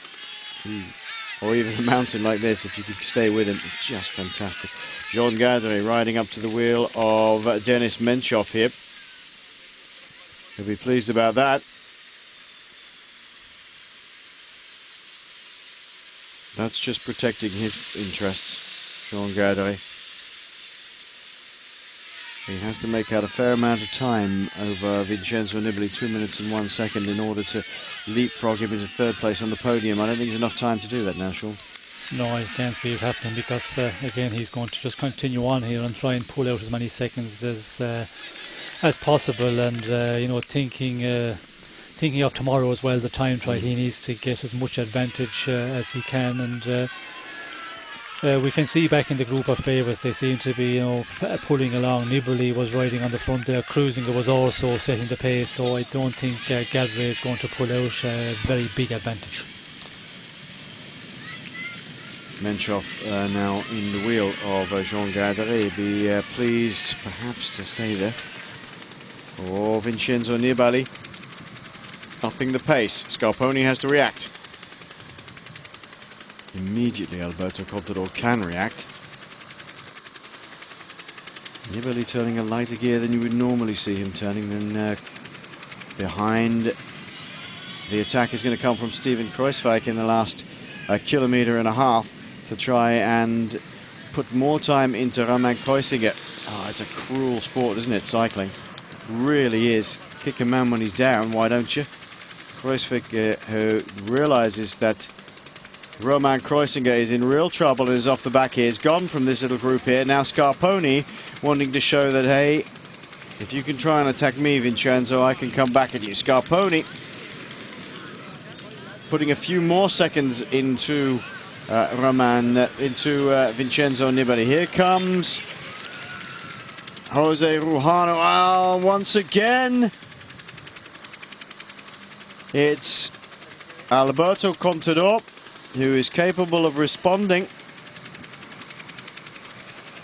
Scarponi and then Kruijswijk. They've joined Denis Menchov. Is he going to rub salt in the wounds here, Sean, and come past them, or is he just going to sit there? I think he's just going to follow and just sit and just keep tabs on Scarponi, really, because he's the man who was the second in the general classification. As we see, Nibali is just struggling here. Cruising also, and but we're so close to the finish. You know, they're not going to be huge gaps, but still every second counts, because the time for tomorrow we could see the general classification in a lot of the places they're right down to 5th, 6th place in general classification, very, very tight. Joaquim Rodriguez is burying himself to try and catch Jose Rojano, but it's not going to happen. Jose Rojano is going to get second spot. He comes around the last corner and in towards the finish here. 50 meters to go. He has ridden a good ride today. 4:43 he comes in at. Behind Kiryienka. 4:49 for Joaquim Rodriguez. That is a 6-second gap between those two. So let's see who is coming in next. It's Betancourt. The Colombian rider from Marco Saponi, and is pushing on as hard as possible here now. Is Michele Scarponi. He knows that Vincenzo Nibali is in a little bit of difficulty with 500 meters to go. Steven Kruijswijk is the one who's really benefiting from this, because Roman Kreuziger, having had to chase on, is now having to put in a huge amount of effort again, and we can't see him down the road. Here comes Carlos Betancourt. Great ride by him as well. A future for him, no doubt. Gardeccia has a bit of trouble, trying to shift into another gear. Gardeccia coming in.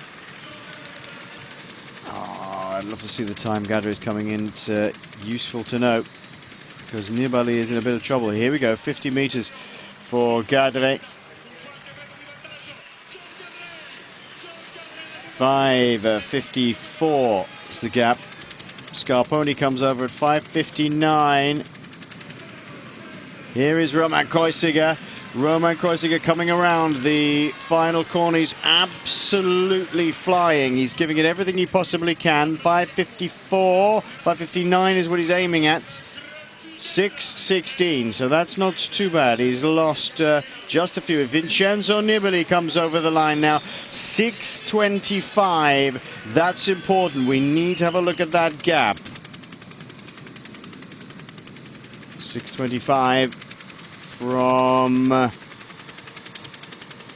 the winner back to Vincenzo Nibali. I make that 24 seconds is the gap between Scarponi and Nibali. He's lost an extra 24 seconds there. Gardeccia came in at 5:54, so I would make that 31 seconds of a gap, Sean, between Gardeccia and Nibali. Not enough for Gardeccia to get up there. No, certainly not enough, and I think the big gain there, Scarponi pulling out that nice advantage over Nibali, because for the time trial I think he needs to do that to hold his second place on podium. 24 seconds will make the advantage that he's extended his lead by. He'd need that. Great win by Vasily Kiryienka. Real class, but behind it's a battle royal to maintain places.